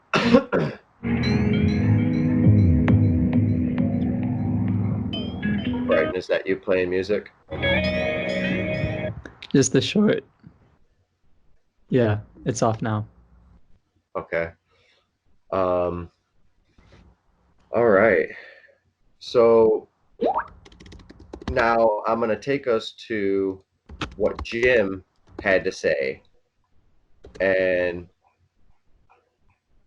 Jim has been working with Don Scott, me, the whole crew, to try to explain an understanding of birkland currents. And this is what he said here.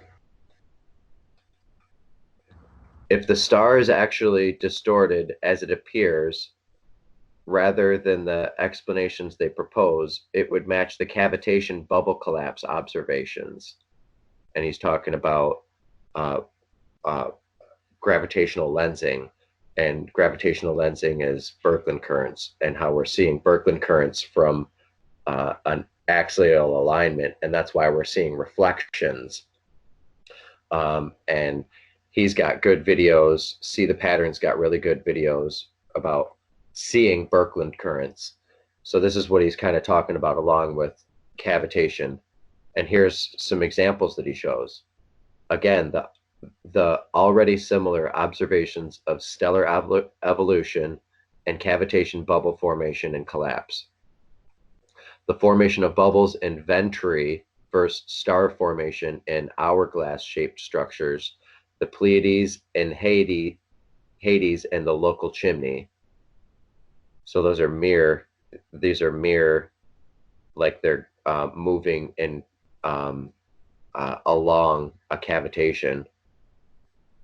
The increasing size oscillation in bubbles before they collapse, like Betelgeuse, just got bigger and brighter and gets dimmer. This happened with Venus in the past. It got brighter and dimmer. And so the increasing size, oscillations, and bubbles before they collapse, and the radial velocity pulsations seen in red giant stars.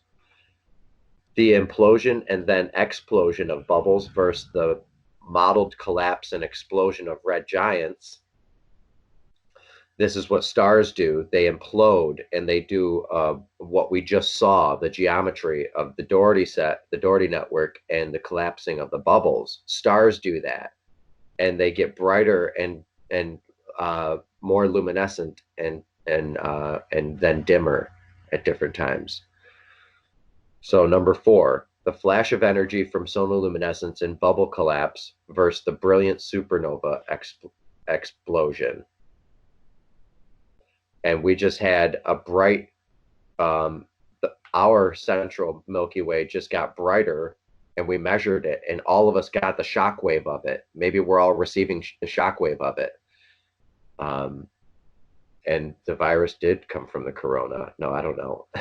But viruses do sometimes come from comets and things. Number 5, the collapse of cavitation bubbles near a fluid boundary or wall versus the observation of Betelgeuse approaching a wall and showing the same relative behavior. So Betelgeuse is doing the same thing as the fluid boundaries that we were just showing with cavitation, and that star that just got brighter and less luminescent. And they get into it deeper, Jim and Gareth. Number 6, the formation of microjets in the bubble collapse observations versus the jets we see in supernova remnants. And this goes all the way back to the beginning of when I started talking of my presentation, where with Anaximander, the first person who came up with the vortex idea that we know of, and then it probably existed before that, you know, where he talks about all the vortexes being parts of separate vortexes and separated. So, and then Jim goes on to say, and now this, the latest stages before bubble collapse as viewed in the lab are significant deformations of the bubble, and here Betelgeuse possibly showing the same deformations. So Brighton, we were at this. Could we go to that again, please? I just wasn't time for the show that Jim here had to share, because I'm interested to see the dynamics of Betelgeuse. I'll pull it up too and get it ready if Brighton's there, just making sure.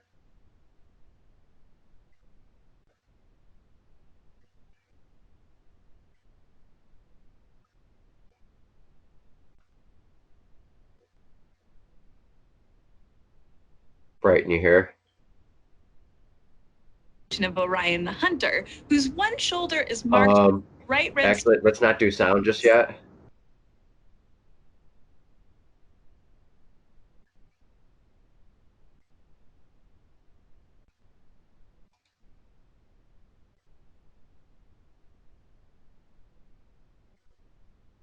Okay, go ahead, turn the sound down, whatever, it's fine. I think this is her. Shows a star that's pretty symmetric looking, but in the more recent photo, it's definitely looking crooked. Astronomers have a couple of ideas why. One has to do with the star's size. In Southern Observatory, we learned that this dimming is kind of lopsided, which has got people talking about how close Betelgeuse might actually be to that explosion. The lopsided Betelgeuse might actually be to that explosion. The lopsidedness is especially weird since astronomers usually think of stars as objects that basically look the same from every side, but that's definitely not the case here. Because Betelgeuse is so big and so close, astronomers can study it in ways that are impossible for almost any other star. For instance, powerful modern telescopes like Europe's Very Large Telescope can take pictures directly of its surface. And when a team of researchers recently compared images of Betelgeuse taken in January and December of 2019, they found a remarkable difference. The January image, which was snapped before the recent dimming, shows a star that's pretty symmetric looking, but in the more recent photo, it's definitely looking crooked. Astronomers have a couple of ideas why. One has to do with the star's size. Because it's so big, the gravity at the surface of Betelgeuse is pretty weak. That means elements in its outer layers can drift away easily, producing massive clouds of dust. Just like on a hazy day, that dust could be obscuring our view of the star. Another possibility is that the whole bottom part could be covered in one giant sunspot. Sunspots are really just cooler parts of a star's surface, which causes them to shine less brightly than the surrounding material. On the sun, spots never get even remotely close to the... Okay, that's good for now.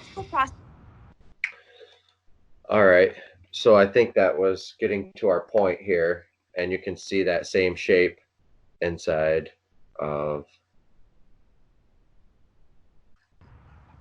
the...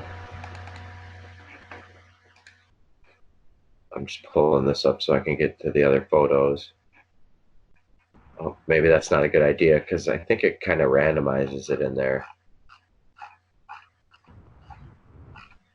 Right here. Wrap up soon. All right. Yeah, we're normally off in about 45 minutes. Okay. 3 hours. So yeah, I am gonna wrap it up, but I'll wrap it up within that 45 minutes, and actually I'll wrap it up with time for us to have questions or anything afterward. So moving on with vortices, that's one way of mapping them out astronomically, and using the same type of geometry here.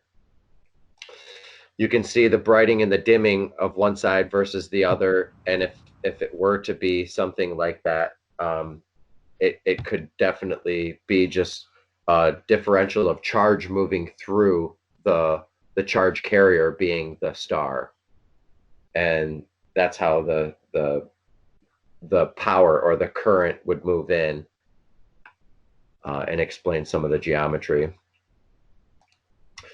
Okay, so weather and terrestrial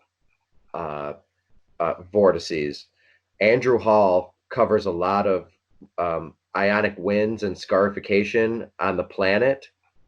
There's a lot of scarification and some of the geology you can see is pulled up by winds. He gets into that really well with the geometry of Jupiter, the geometry of cyclones and mesocyclones and tornadic winds, and how how the eye of Jupiter could be that storm that always stayed on the same spot, could be like evidence on our Earth. There's spots that are similar to that red storm, where years of pulling it up could be responsible for explaining the topology. I just want to mention hyperdimensional vortices. There's hyperdimensional vortices. We're going to get into that. And our cilia and how we sense things, how we sense the wind, is really important.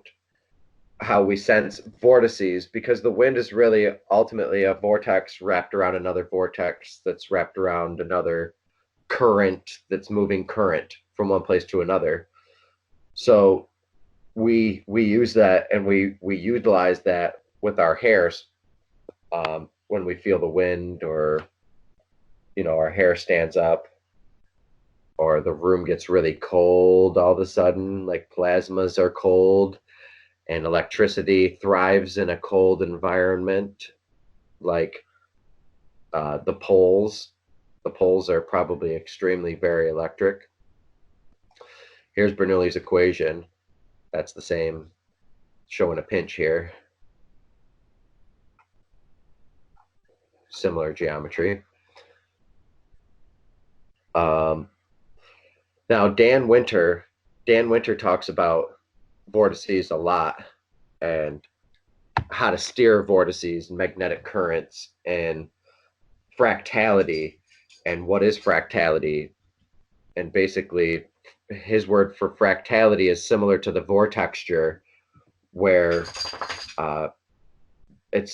he refers to fractality as the source of gravity, and Dan Winter defines gravity as the acceleration of charge. So if you look at vortexes and vortices, then you start to see things in the manner from an electrical engineering perspective, bringing it to the public from using this type of terminology. So time, according to Dan Winter, is rotating charge. Time is rotating charge. Life is the ability to pull charge out of the vacuum.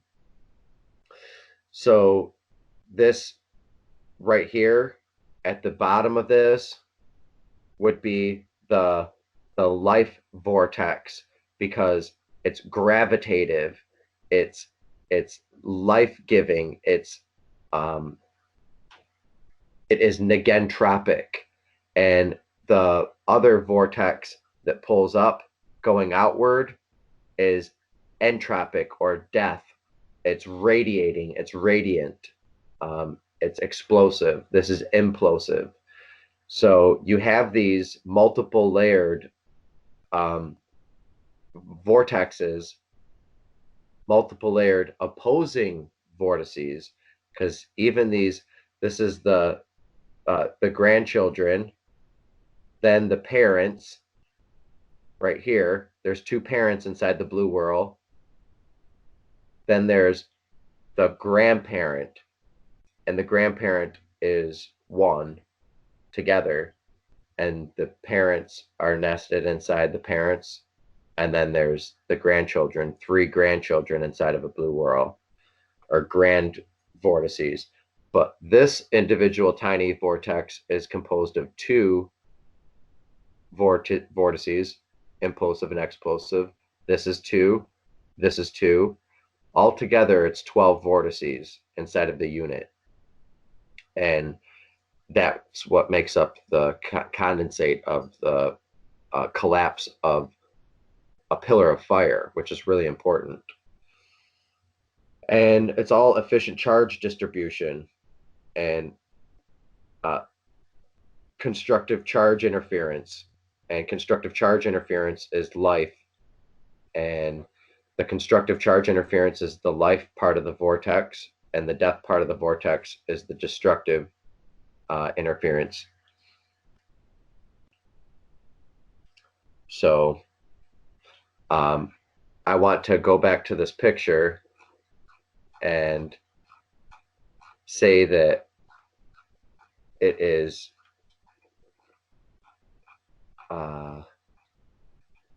it's, if I did not say this yet, this circle right here, the perfect phi point between right here at the top of the circle to the bottom point is right here at the pinch.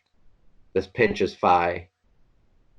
So from top to pinch to bottom is phi, which is why I call it phylum. And that's what that heterodyning, or constantly flowing, the rheology of that is what builds a lot of the constitution of matter, because all of it's in the first gate, but not everything's in the second gate, and then it diminishes from there, the amount of information, but it also compactifies so that it gets information rich and saturates with information. So anyway, that's covering some of Dan Winter and the vortex from that angle. Let me see, I'm measuring it right now for phi inside of this wavelet.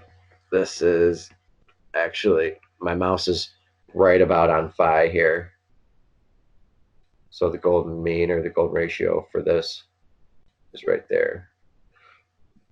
So wingtips. Is the width 1 and then the length phi 1.618, or? Because if it is, then it's a very similar rhombus to a, well, there's the rhombus found in the rhombic tricontahedron, the rhombic dodecahedron, and thus forth. Okay. Yeah, golden solids. Mm-hmm. Yes, golden solids. Indeed. Almost every single solid in the entirety of the whole Dougherty network is a golden solid, because it's the efficient charge distribution that we were talking about. It's a condensate inside of a field that is already set up to be a field aligned current that is maximum energy efficiency. So maximum energy efficient creatures are what pops out. That's why we see the beetles and different things that I'm going to get into right now.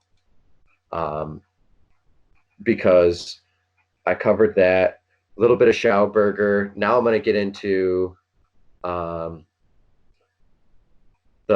this right here. This is the posed spiral vortices with fish drawn, the Dougherty network, the Dougherty set, same image that shows everything on this show that I model from. And I sketched a fish in here to see, you can see it when it flaps its fin, it creates this arc right here. The fin, literally, I traced this circle for the fin, this circle for the fin, this circle. I traced every single element on here from other spheres leading to other spheres, and it created a fish. So the fish is in the field created the fish is in the field aligned current. That's why it swims into the current, and the current wraps around, it goes into its body through its mouth, reverses, goes out the gills, and wraps around the fish, and it moves itself with that current that it reverses out of its gills. So it uses the gills as a lack of a better term, hydrolubricant or hydrofoil lubricant to better maneuver through the water. And this reversal here of this is the life vortex coming in the mouth. Oh wait, no, that's the death. That's the radiative vortex coming in the mouth. Radiative vortex taking the current in, reversing it, turning it into a life-giving current inside of its mouth and reversing it in its gills. So it can thus breathe inside of that heavy-ass current. It stops the flow, reverses it, and breathes with it instead, and uses it to its advantage because it is a maximum energy efficient creature existing in a field aligned current. So I'm going to do this and explain it to children because it's really simple to understand. Using It reminds me of salmon climbing up the river to lay their eggs in Alaska.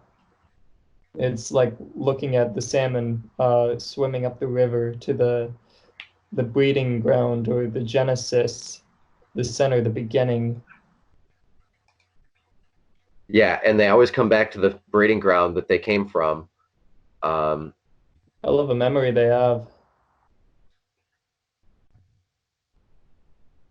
Yeah, that's that morphic resonance. Might be tied to magnetic fields of the earth that allows them to remember another way around, or sonar occurrences in the ocean, with how whales can even, go Here's your trout. the ocean and know where they are.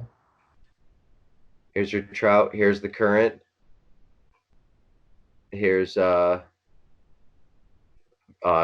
Schauberger's trout-shaped trout turbine. Had he known to design the field around the turbine, it would have powered and worked it. But he designed the turbine like the shape of a trout. So I don't think that this one worked. Someone was commenting on that and brought that to my attention. So something similar to this. See the trout nested in here. You can see the Dougherty set, that he was obsessed with this particular angle and pitch of this this vortex.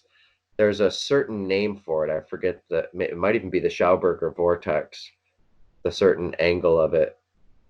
But reminds me of Gabriel's horn that we were talking about. Here we go again.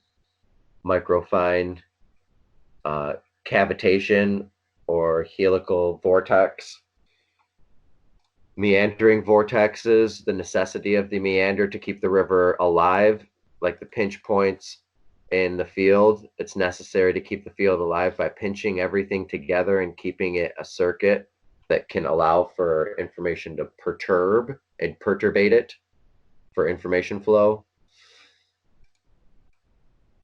A little bit about Schauberger. Here's your pine cones. What's your pine cones, huh? You know, put a little bit of pine cone on it. But we're not going to put a little pine cone on it. There's your egg and the geometry of phi with the egg and where the yolk lays and lies inside of a vortex. The egg is really cool.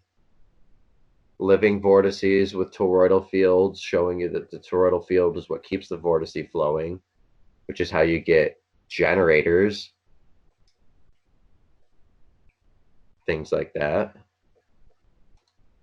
Toroid, upward flow, UFOs.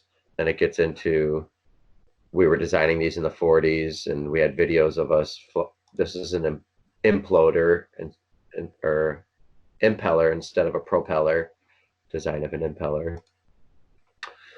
Schauberger's spiral vortex chart of elements, periodic table of elements. Walter Russell's periodic table of elements. I'll show you mine in a minute. Odic periodic table of elements.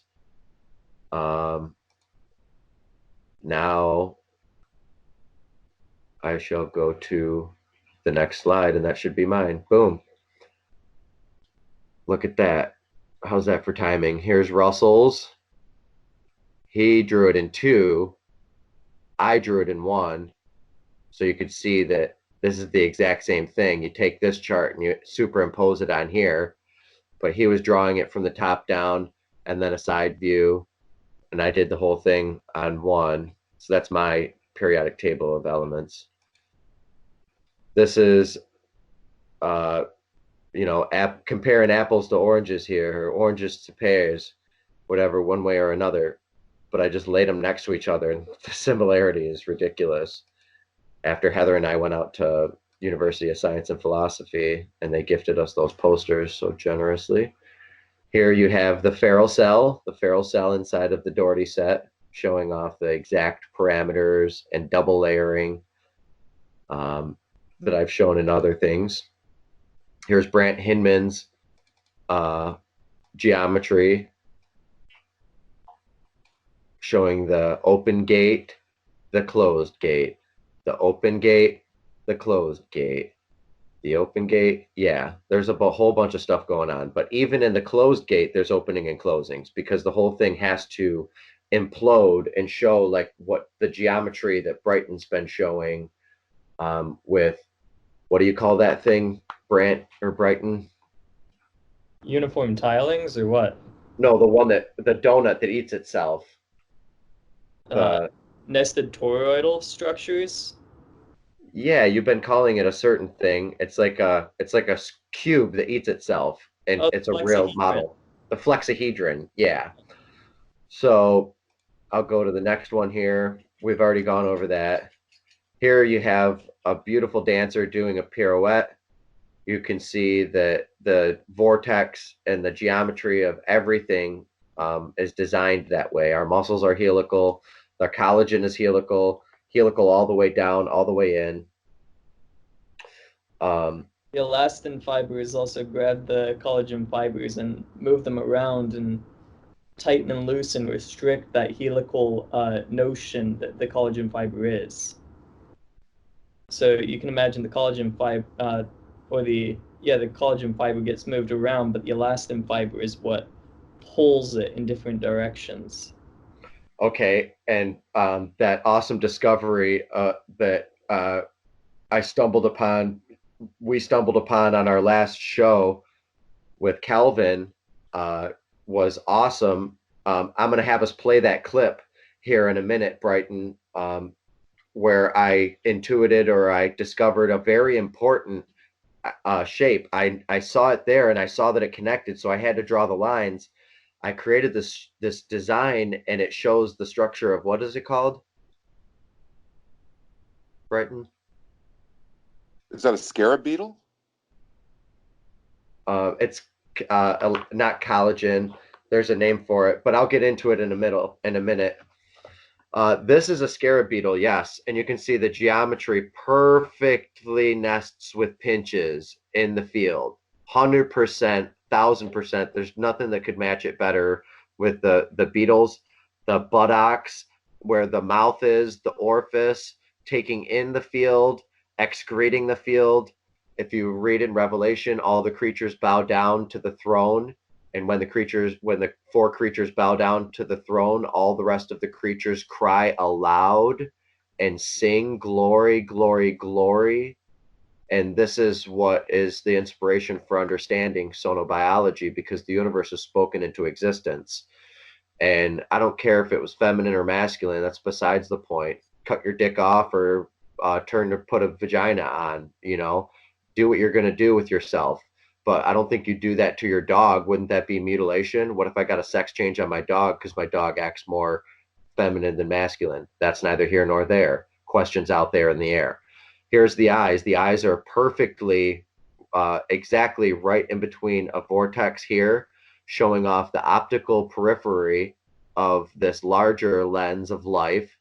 This larger lens of life also pinches the head and creates the structure of the outer keratin of the shell, because they're exoskeletal. So you got to remember why it's so important that I'm going after beetles is A, because there's so many of them. B, because they are exoskeletal, so they show their skeleton outside versus inside. Our skeleton matches up with the Dougherty set and the Dougherty network perfect, but if their whole skeleton is a hard shelled bubble, a bubble. And it's a plasmoid with many pinches. Yeah, and it keeps it alive. The organelle, sometimes there's only one little ligament in between here that keeps it together. One tiny little ligament. I'll show more beetles. I don't know if I have those on here. But you can see the antenna. The antenna are inside the implosive field, so they're taking in all of the energy from this particular toroid in this toroidal field. So are the eyeballs. They're also inside of this lens that's perfectly created inside of their head, creating their head. This vortex is the legs. This vortex clearly pulls in the legs. Now the dielectric field, the dielectric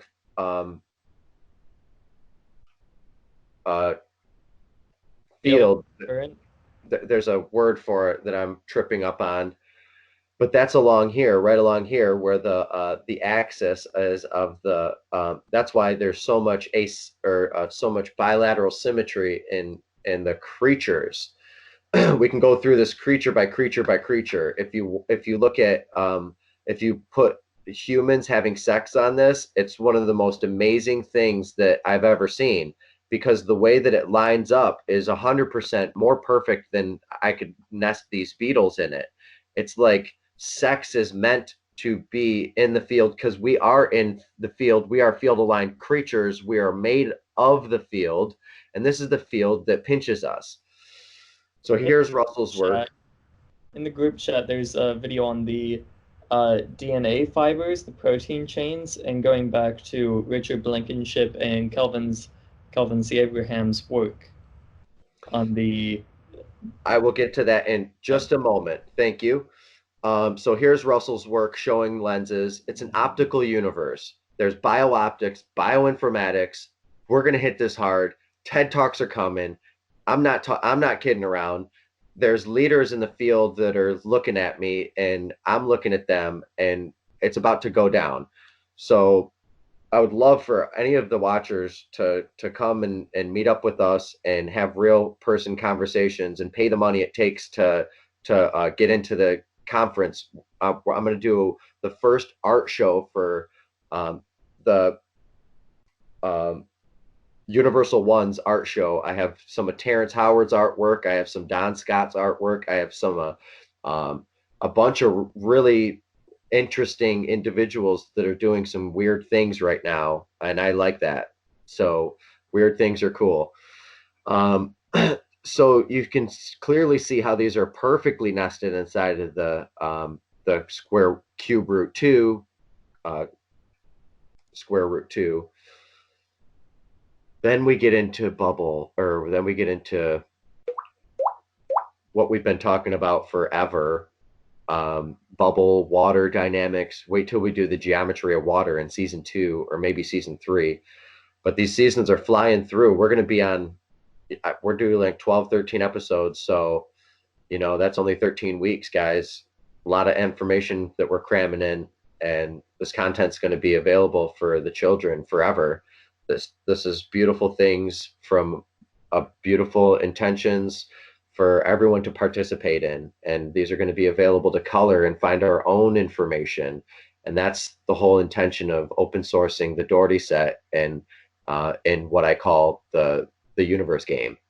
So that's coming up right around the corner. A shell perfectly nested inside of the field. Perfect.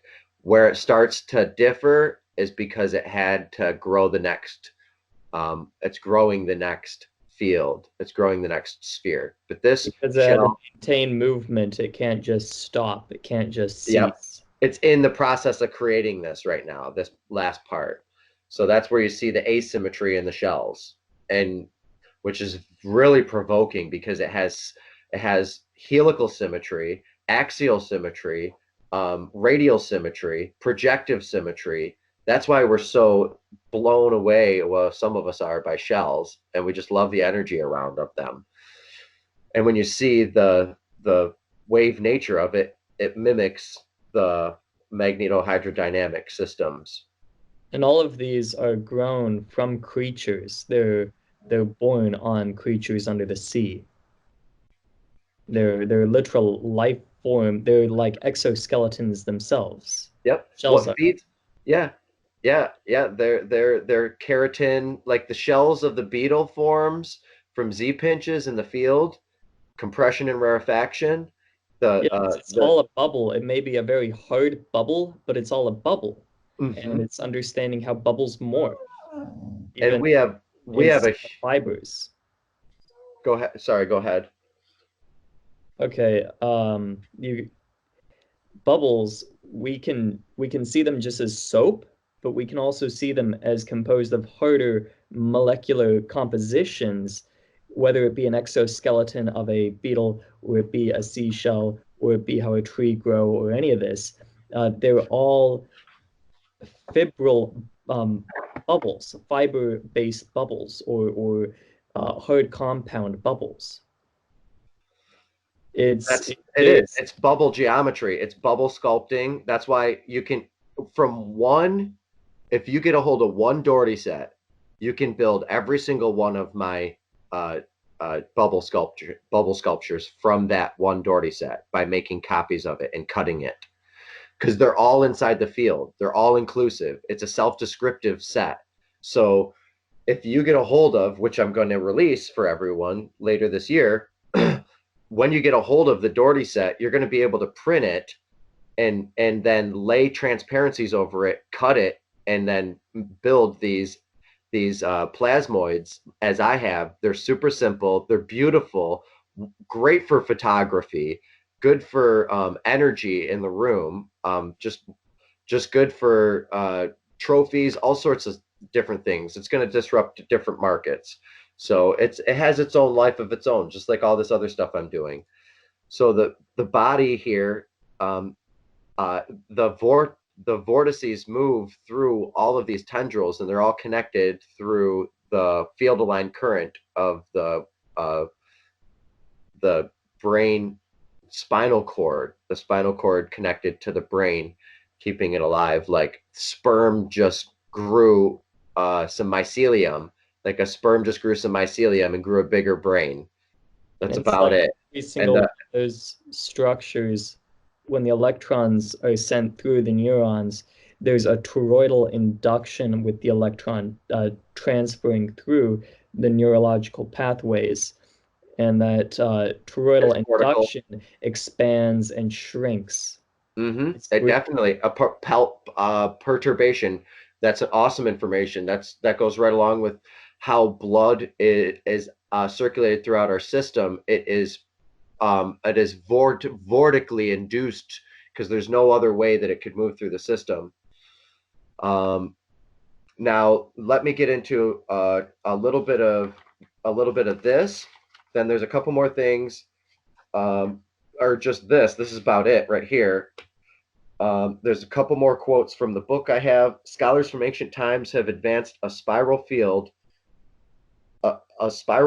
theory in which space and light are organized as vortices. The list includes such luminaries as Archimedes, Kepler, Descartes, Leibniz, Swedenborg, Ampere, Fresnel, Stokes, Helmholtz, Schauberger, Thomson, Tate, Maxwell, Alfvén, Hans Alfvén, the father of plasma physics, Wheeler, Crick, Watson, Bostick, Penrose, Russell, Ginzburg. Vortical models became fashionable and then disappeared and reappeared in cycles that repeat again and again and again down through the ages. Some of the most thoughtful and innovative thinkers have been entranced with spiral and helical forms and dedicated a significant portion of their intellectual lives to exploring them. And this is just new information to me as of yesterday. I was showing this to Heather. Ashman has studied some 35 years of exploration of the biophysics of helices and vortices. The study began when a therapist pointed out how everyone has a swirl on the top of their head, on the top of their hair. Everyone has a swirl of hair at the top of their head, and that this spiral extends all the way through the body, all the way to the feet. This vortex extends into the molecular level into the triple helical collagen molecules in the connective tissues, forming the bulk of the human body. And if you cut off your belly button, you die because your skin just falls off. No, I added that last part. But it's crazy because it's connected all the way into the belly, umbilical, Creative license. We shall. So naturalists have repeatedly documented the great sensitivity of organisms to exceedingly tiny fields and their environments. Can I pause you for just a second, buddy? Yeah, that's pretty much almost it. Just one more paragraph, and I'll let you go. Many organisms have an overall spiral structure, and many of the molecules and many of the molecules and organelles found in both plants and animals are partially or entirely helical.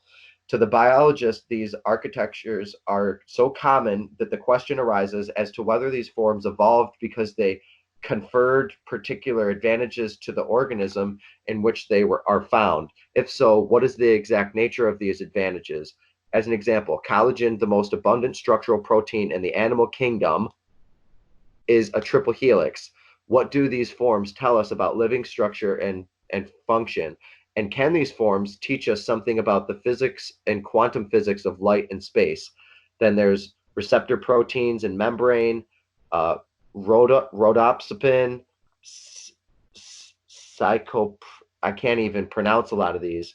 Rhinase, amino acid, DNA, keratin, collagen, acetin, mycetin, microtubules, they're all helical. It's because they're a condensate of the hierarchical field. You put any one of these inside of the Dougherty set and it nests because the field is showing it. So this episode might be 3.5 hours or 3 hours and 15 minutes if you guys got extra 15 minutes today. The babies, when they are born and they're attached to the umbilical cord, doctors usually cut that cord immediately, but having the umbilical cord stay attached for a good minute or two after the baby is born can transfer a massive amount of nutrients over to the child before the cord is cut. And it makes a big difference in the strength of children and the microbiome. Yeah, indeed. It's weird. Nutritional nutrition transferred through a helical structure called the umbilical cord. It is helical, yes. The umbilical cord is helical. And the helicities go all the way down into the soil. And it goes all the way down into the silver cord to the Lord and beyond into the sun and eons and into eons. This is where we came from. I mean, it's not magic, it's real. We came out of the soil, we came out of the sun. We were baked in helicoidal, sinusoidal, uh, circular, cyclical motion, and that's what creates us. So it makes sense that it's on all scales, and we're seeing this, and I'm exposing it. A bunch of people are exposing it on mass scales right now. And this show a year from now, who knows what the plans are, guys. We could have our own Vice, something, a HBO, maybe some other content might reach us. Terrence might reach back out and work with our platform some. I don't really know, because he's going through his book right now on YouTube, which is fascinating. You can watch that and that content from David Johnson, which is the video that we were playing when I was reading passages from the book. So I wanted to show everybody my point here. This is what's going on. And this is a quote that I have. It is, the shape of how I breathe is the trees. This is the second off of the first. What's the first? When you get into the first gate, there's a whole bunch of everything going through it. The third gate is amazing. I could keep this show going on for Googleplex or Google or infinity, because there's an infinite amount of these gates just to this one set. And each one of them allows us to understand more and more of the geometries of space-time and quantum geometry, which is also inner space and inner space geometry, plasmoids, wave conjugations. This would be a wave conjugation or a light foliation. So they turn into each other. The phyllotaxis is that this is the phyllotaxis. This is what the plants want, is the sun in the most efficient way possible. I don't care what nutrients I have to sustain on. I'm here and I need to live, and I don't care what kind of being I transmute into. I'm going to become something. And if you look at dogs, they're all individual species. I think humans should do this too. Humans should be all individual species like we're meant to be. We all want to unify the human race, and we all want to unify, oh, this person's the same, this person's the same, there's no nails that stand out. What if we could be so different and genetically variant as the species of wolves and dogs on the planet, and we could become our unique selves, and moving into transgenderism is just part of the opening up of fluidity of moving through this process. I mean, what it is, son. This is what I posted, and it got like 230,000 shares. The shape of how I breathe is the trees. And you can see the bronchial tubes, and I mean, this might not be exact, but it could be an exact, but even if someone superimposed a tree, this exact tree image or some tree image on it, it still gets the point across, or it still gets the point across. And the shape of how I breathe is the trees. Look at that. That's mycelium. That is the Lichtenberg figures at a maximum. It's also like the lightning in a cloud, or the electrical conduction in our brains. How, see, clouds. Blood is created. One second. Blood is created. Blood is created inside of the lungs. This is essential. Blood is created inside the bones and in the lungs. Now go ahead, please. Sorry to cut you off. I just wanted to say that last point before. Yeah. I was making a comment to how this structure is embedded everywhere in the lungs, in the trees, in mycelium. Also, you'll see in clouds the electrical structures going through the clouds. Mm-hmm. They mimic these lungs. Our brain, Yes. electrical conduction between our neurons, they mimic this lung. Yep, and they're vortices. It's everywhere, and this is to put it to this aspect. If your brain is thinking and it's the same structure and it's the same filaments of fractal branching, then your lung, even though it's a different electrical structure going through called oxygen, it still is thinking. It may not be a pure electron which is transmuting through your neurons, rather it's oxygen moving through a fluid dynamic, but it's a process of thought. These lungs very much so have their own brain. Mm-hmm. Your kidneys have similar growth structures, your gonads, I mean, reproductive organs, all of this. It's all a self-repeating pattern with these branching, fractaline, tree-like structures, these Lichtenberg figures.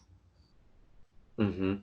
Yes, and pressure and the release of pressure from any surface to any surface, whether it's an inner space or an interface or interference of one form to another, produces Lichtenberg figures in some manner or another, whether it's microscopic, microvisual, but especially, I mean,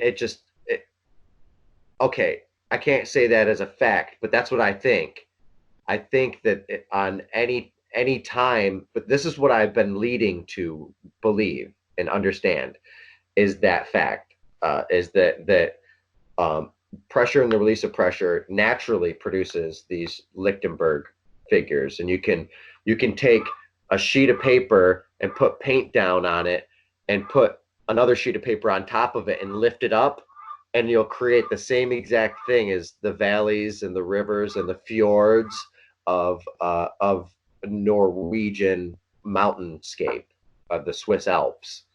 You know, it is the same thing here. We're seeing on recursion on many different scales and same patterns. So that's all that I want to quote out of the book for right now. I mean, that's just me getting through a little bit of it and sharing some of that knowledge, wealth of knowledge. Thank you again, Vladimir Ginzburg. I can't wait till I meet this guy. He's very insular. Like everything is his own publication. His kid does all the graphic design, like his own published everything, his own math. Just like, dude, it's great. I love this guy, and I can't wait till one day figure out more about him and stuff. So yeah, the lungs as a vortex of induction. All induction is vortical. The shape of how I breathe is the trees. It's the phyllotaxis, it's the phyllotaxi, and you can see the shape inside here. As soon as I showed this, Heather posted this and had a comment following saying, hey, look at that shape, which is exactly my thoughts. And we got a picture here from Michael McDuffie. It looks like two females. There's breasts. I see. I could be mistaken. Female-esque type of figures, and little Tao Te Ching, dualism, mental mental split, or just rubbing clits, vaginas. I mean, snap. You know, I'm down for that. I'm not against it. You know, what I can say is that it's an interesting world out there, and I'm not too sexual of a person. I keep my my chastity to really high regard. I don't sleep around. I'm not that type of person, but some people are. I mean, I'm definitely sexual when I have a girlfriend or whatever and whatnot, different times. But anyway, so life is meant to draw you in. It's meant to pull you in. The geometry of the organs here. I took this photo and I took a bunch of other cool photos, and it just reminded me of the flutes and the vortex geometry of this is really expensive and how you make really good, beautiful sounds inside of architecturally sculpted, beautiful biomimicry cathedral, you know. You know the tiling of a frog's skin and how there's oxygen holes or breathing holes in between those lumps in the frog's skin. Mm-hmm.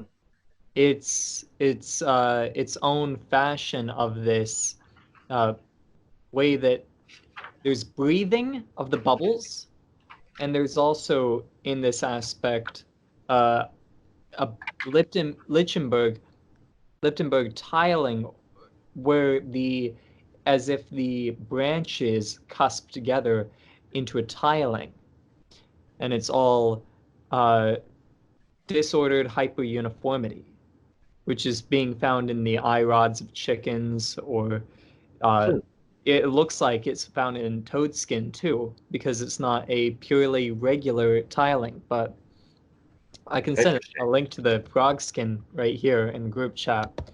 Okay. It's really funky. I'm just gonna try to finish this, and then we can get into. I'm on my last little bit. All right, go ahead. Maybe 5 minutes, 4 minutes, and then we'll open it up and talk a little bit, and then close it. This is Orthioptera. Orthioptera is a type of bug and insect. Crickets, grasshoppers. There's different types of beetles, different types of bees, but they communicate using ears that are on their legs, and the ears on their legs, I wanted to show off, have a vortex structure that catches the sound. There's a hole like you were talking about on the skin of frogs, but this orifice here, orifices are vortices. That's another point. All orifices are vortices.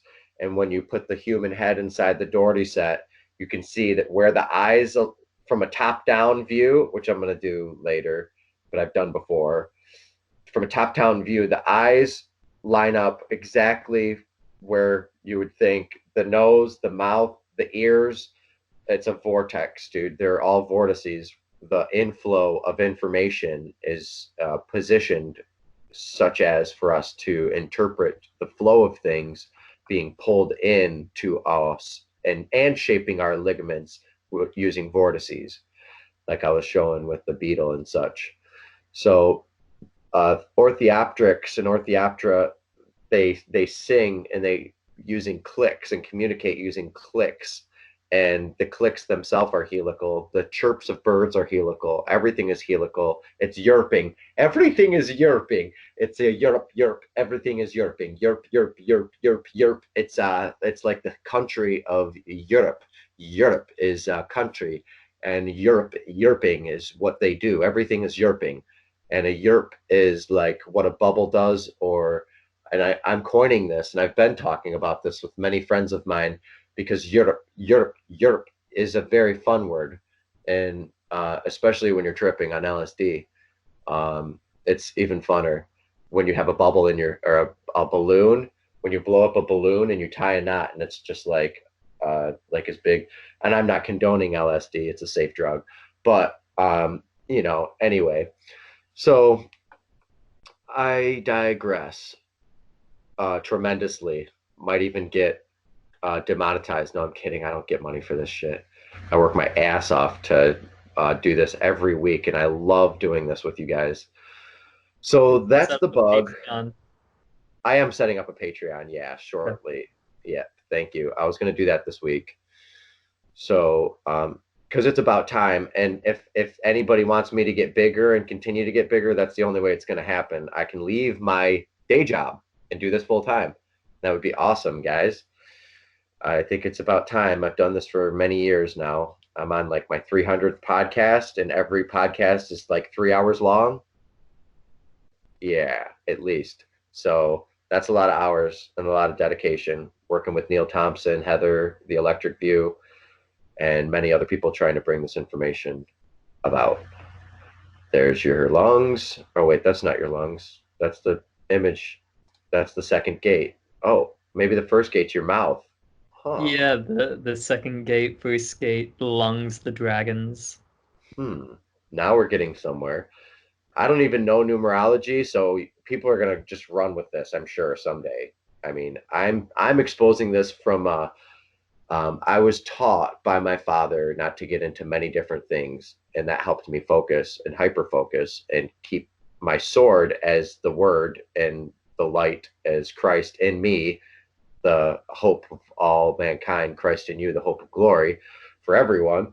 So if you get into that kind of context, this information is just as fluid as the information of love your neighbor and love your enemy. And now the condensate is to the blue whirl point, and the pressures are down on us, and we need to transcend. And this is a very organic route of transcendence I see here. Okay, so now I'm going to go through the pictures that you guys started posting. I see they're coming in, sorry.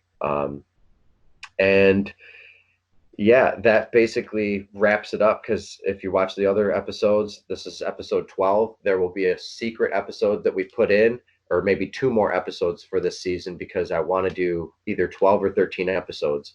And we still haven't given you episode 3 yet, which might be the third gate to keep you on your fingers and toes. What's in the third gate? Ooh, let's see. Man, I bet you eyeballs are in there. Could we take a look at your diagram that you made for this podcast, the flower? Yes. Yeah. Now, this is beautiful to see how a torus, as a flower grows, this torus moves up the stem, as the stem is like a timeline, and then there are nested intervals, toroidal structures. Even on that leaf, there would be on the stem of the leaf, there would be a nested helical structure growing along each one of those. That's what phyllotaxis is, Brighton. You're exactly right. Phyllotaxis is the arrangement of leaves on the stem, and the arrangement of leaves on the stem when it's helical, when it's not bipinnating or alternating, then oftentimes it is helical, but which is spiraling around using Fibonacci numbers or using golden angles of 137.5 rotating ad infinitum creates the flowers here in the photos. Down 2 more. There we go. Actually, over 1 more real quick. Okay. This shows how water rises in precipitation through the plant. And it brought me onto this concept, consciousness highways. Because I agree. all of these, like an umbelt, like consciousness highways, like the tree being conscious, communicating under the roots through the microvasal wood wide web. Every single electron in all of those H2O molecules is a component of consciousness. And as it's moving through the life structure and interacting and communicating with nearby cell walls and cellular structures, it is maintaining an order like high traffic or low traffic, and it has structural integrity to allow that traffic to move through most efficiently. But it's most definitely conscious of one another. Every single cellular body in the or cell wall in plant is aware of every water molecule or every electron around it, just as our neurons are aware of the electrons that surround them. And that's how they branch out and stick to one another and initiate relationships. Yes. Yeah. And then you get into individualism and structuralism and how each individual atom is unique, and uniqueness cascades on all scales. That's why I have platypus in me. That's why I have every one of you and me in me. Every one of us in this group, most likely I have already in me through this water cycle and other things and other means. So the when I was resonating in the bathtub last night, I got into the cycle of everything. The whole entire universe I was able to access, and just inside of water, laying inside of a bed of water. Then I realized that that's where these experiments started with MK Ultra. And when you start reading the work of Minority Report, who's the author of Minority Report? Anyway, when you start reading his work, you start to realize that when you're inside of water or heavy water or different types of water and you're in a float tank, you have ability to tap into things that you can't get unless you're in the water, because you get it by being in the water. Philip K. Dick. Yes, Philip K. Dick. Thank you, Brighton. He if you wrote want to know the future, Report. my dad told me this. If you want to know the future, read all of Philip K. Dick's work. It's all we do is base our movies and our technology based off of it. The Clear Screens, Minority Report. There's a bunch of other movies he did, and books.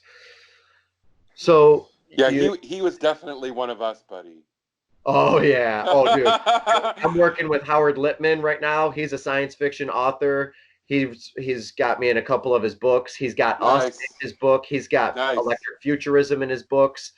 And there's a bunch more books that are coming out.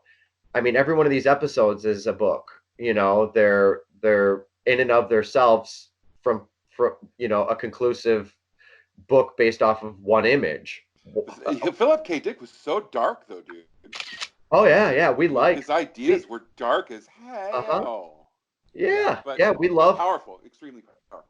We love that apocalyptic type of mentality, desperism. But you know, that's what I'm trying to say. So let me get back to what this tree is saying here, and the hydroelectromycelial network. I put that together, like someone put together magnetohydrodynamics. I put together hydroelectromycelial, because the clouds are communicating. The majority of lightning strikes are in the cloud. They're talking to each other, trying to figure out what the ground needs, exactly where the charge is sticking up that needs. The tree controls the environment. It seeds the clouds. It even creates environments in here to create rain in between the layers, inside of deciduous forests, rainforests, and like the redwoods and stuff like that. They create their own rain just in the cavities because it circulates. But it also creates its own rain because they seed the clouds with chemicals. The tree canopies do, and the majority of the oxygen that's depleted, the majority of the oxygen that is in the rainforest that it gives off, that all the trees give off, is used by the rainforest. So it's it's like a little closed loop. It's not closed, but it's a little isolated island of using its own resources and recycling its own resources, like Mumbai. So the hydroelectromycelial network is the lightning, electricity communicating with the trees, communicating with the roots. And I don't know anybody else talking about this yet, but I'm sure other people are, and I'm sure there's probably already a science about it. Usually when you think about things, there's already a bunch of steps of people doing things towards that direction. But I could be a big thrust, and so could we be a big thrust towards that direction, because that's where everything's pointing for sure, along the lines of these lungs. So someone posted a parrot. Thanks a freaking lot. No, I'm kidding. The colors and the shapes, clearly the wings and the wingtips. If someone else wants to make more comments about the parrot.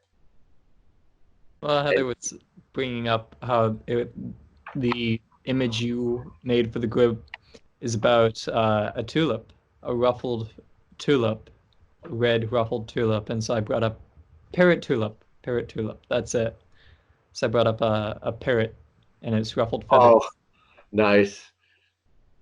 Yeah. Yes, very similar. They're beautiful. If you've ever, back in Australia, we'd have rainbow lorikeets come up to our deck, and I'd take a piece of honey toast out, and they'd eat it right off your hand. Come jump on your arm, and just wild lorikeets, rainbow lorikeets, beautiful creatures, very fierce though. They communicate with everything in the forest. You know what this is called? It's on the title of my show. Frog skin. No, biophony. The name of living creatures, the name of sounds that living creatures produce is biophony. Biophony. Biophony. And that's why this is all here, because of that. Bio meaning life, the suffix phon meaning sound, is a neologism used to describe the collective sound that vocalizing animals create in each given environment. Yes, and that's my brother. What's going on here? That is the nutrients of the vortexture. You take away one predator, an atrophic cascade, you take away one larger hierarchical predator. The whole system is trying to make the predator so the predator can keep the system aligned from a top-down trophic cascade alignment, or concatenation, trophic cascade, biophony, it's all connecting. Yes. Now, see, this is what I wanted to really round out and resonate our understanding with. Now the information from episode 1 till here is starting to make sense, because when Doc Stars said, well, what's the number one thing that you would talk about? I was like, the first thing that came to mind is always the first thing that comes to lips, which is always the first thing that comes to heart, because your heart speaks. Your treasure in your heart is what you speak from. So I said trophic cascades. Now we go full circle and see why the biophony is so necessary.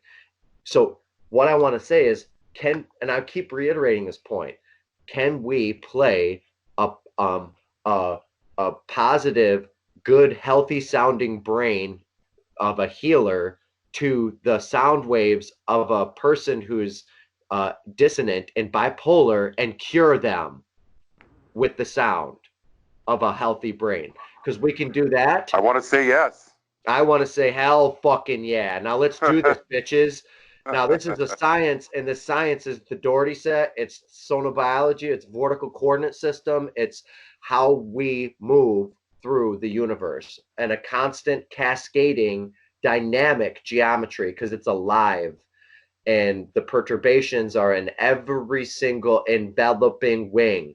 Every single element has its own consciousness, like Brighton's talking about, like the microvisual networks are showing, like the brain in the clouds is showing where to disperse the lightning so as to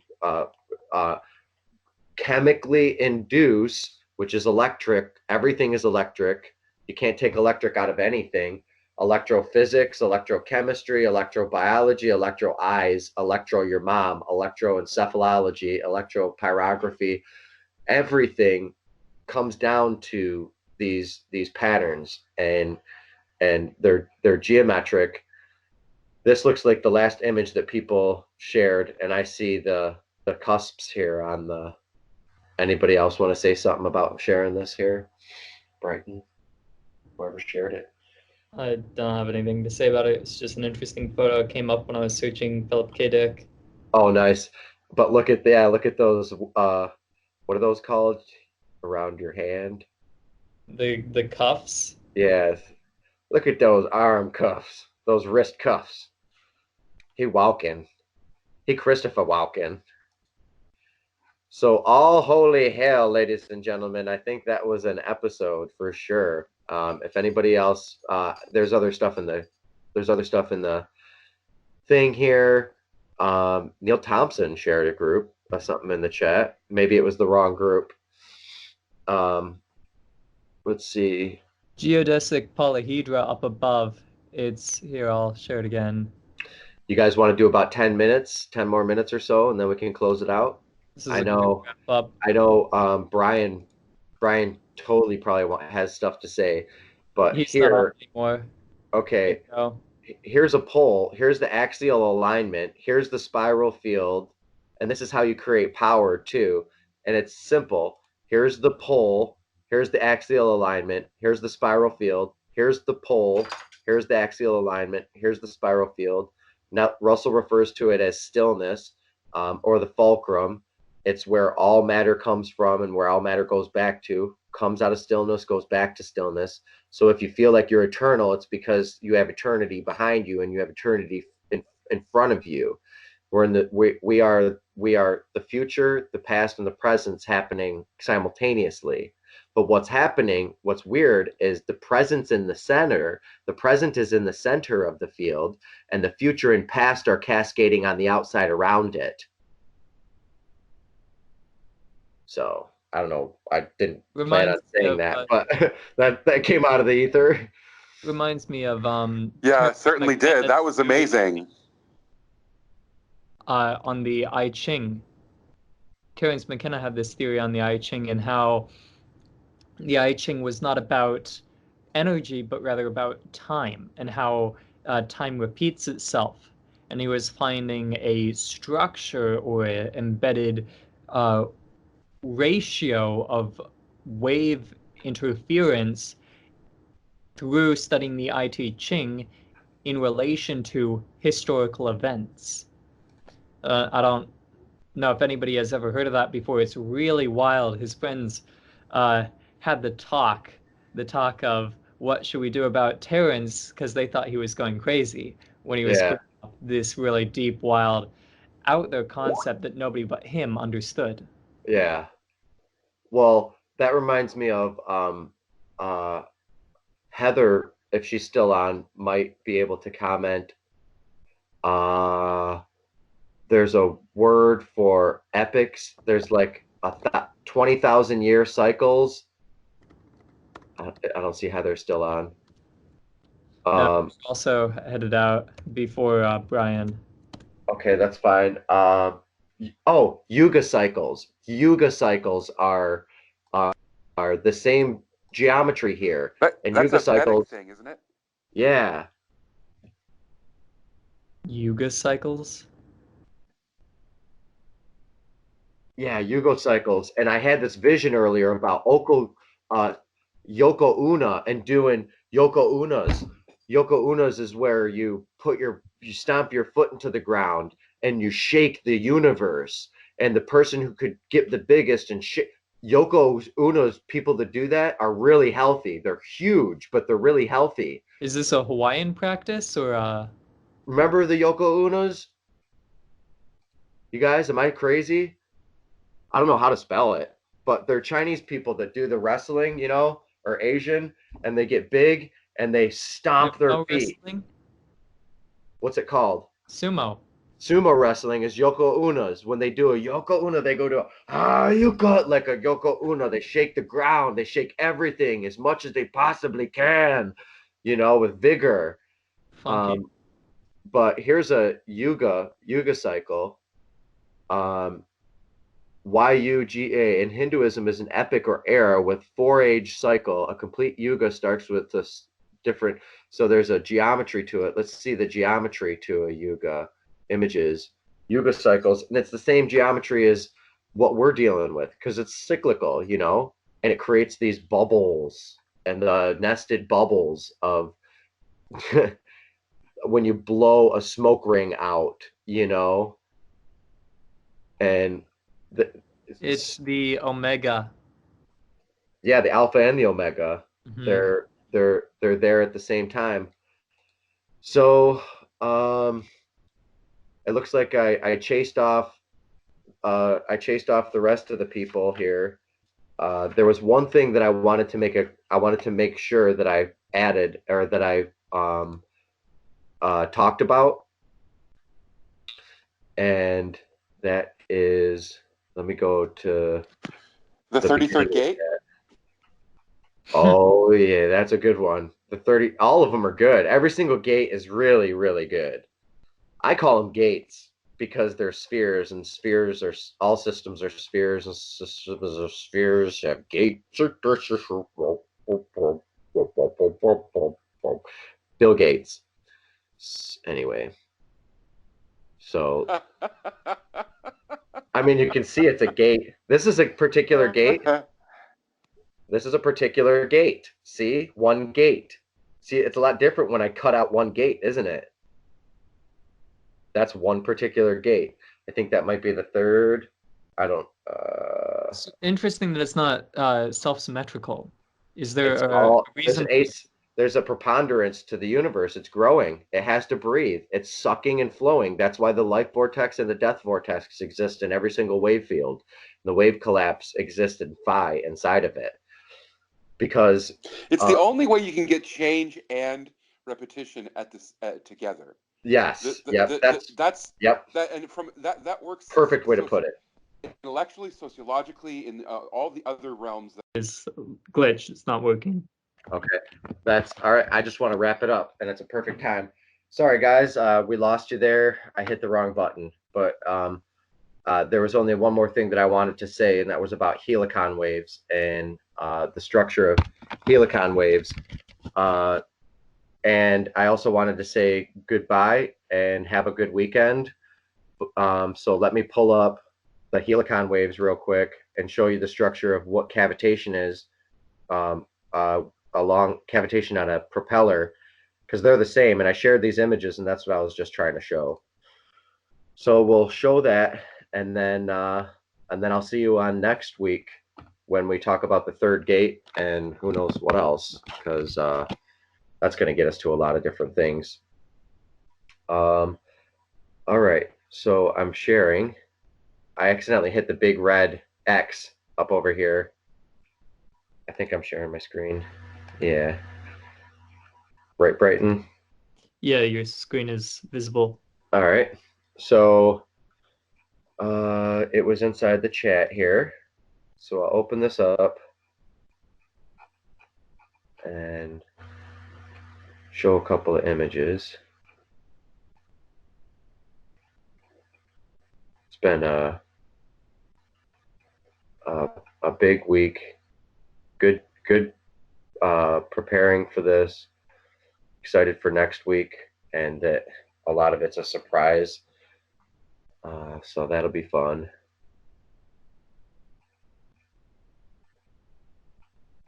Okay, here it is. It's just these two pictures. This is it. This is the helicon wave that comes out of the atmosphere from the sun. The sun's electromagnetic wave interference produces these helicon waves that are whistlers. And you can see cavitation produces the same exact waves here and our solar system. So it leaves us to believe, is everything cavitating? And this great cosmic serpent of the vortex continues to go, and the wheels in the sky keep on turning, and the ring around the fire is burning.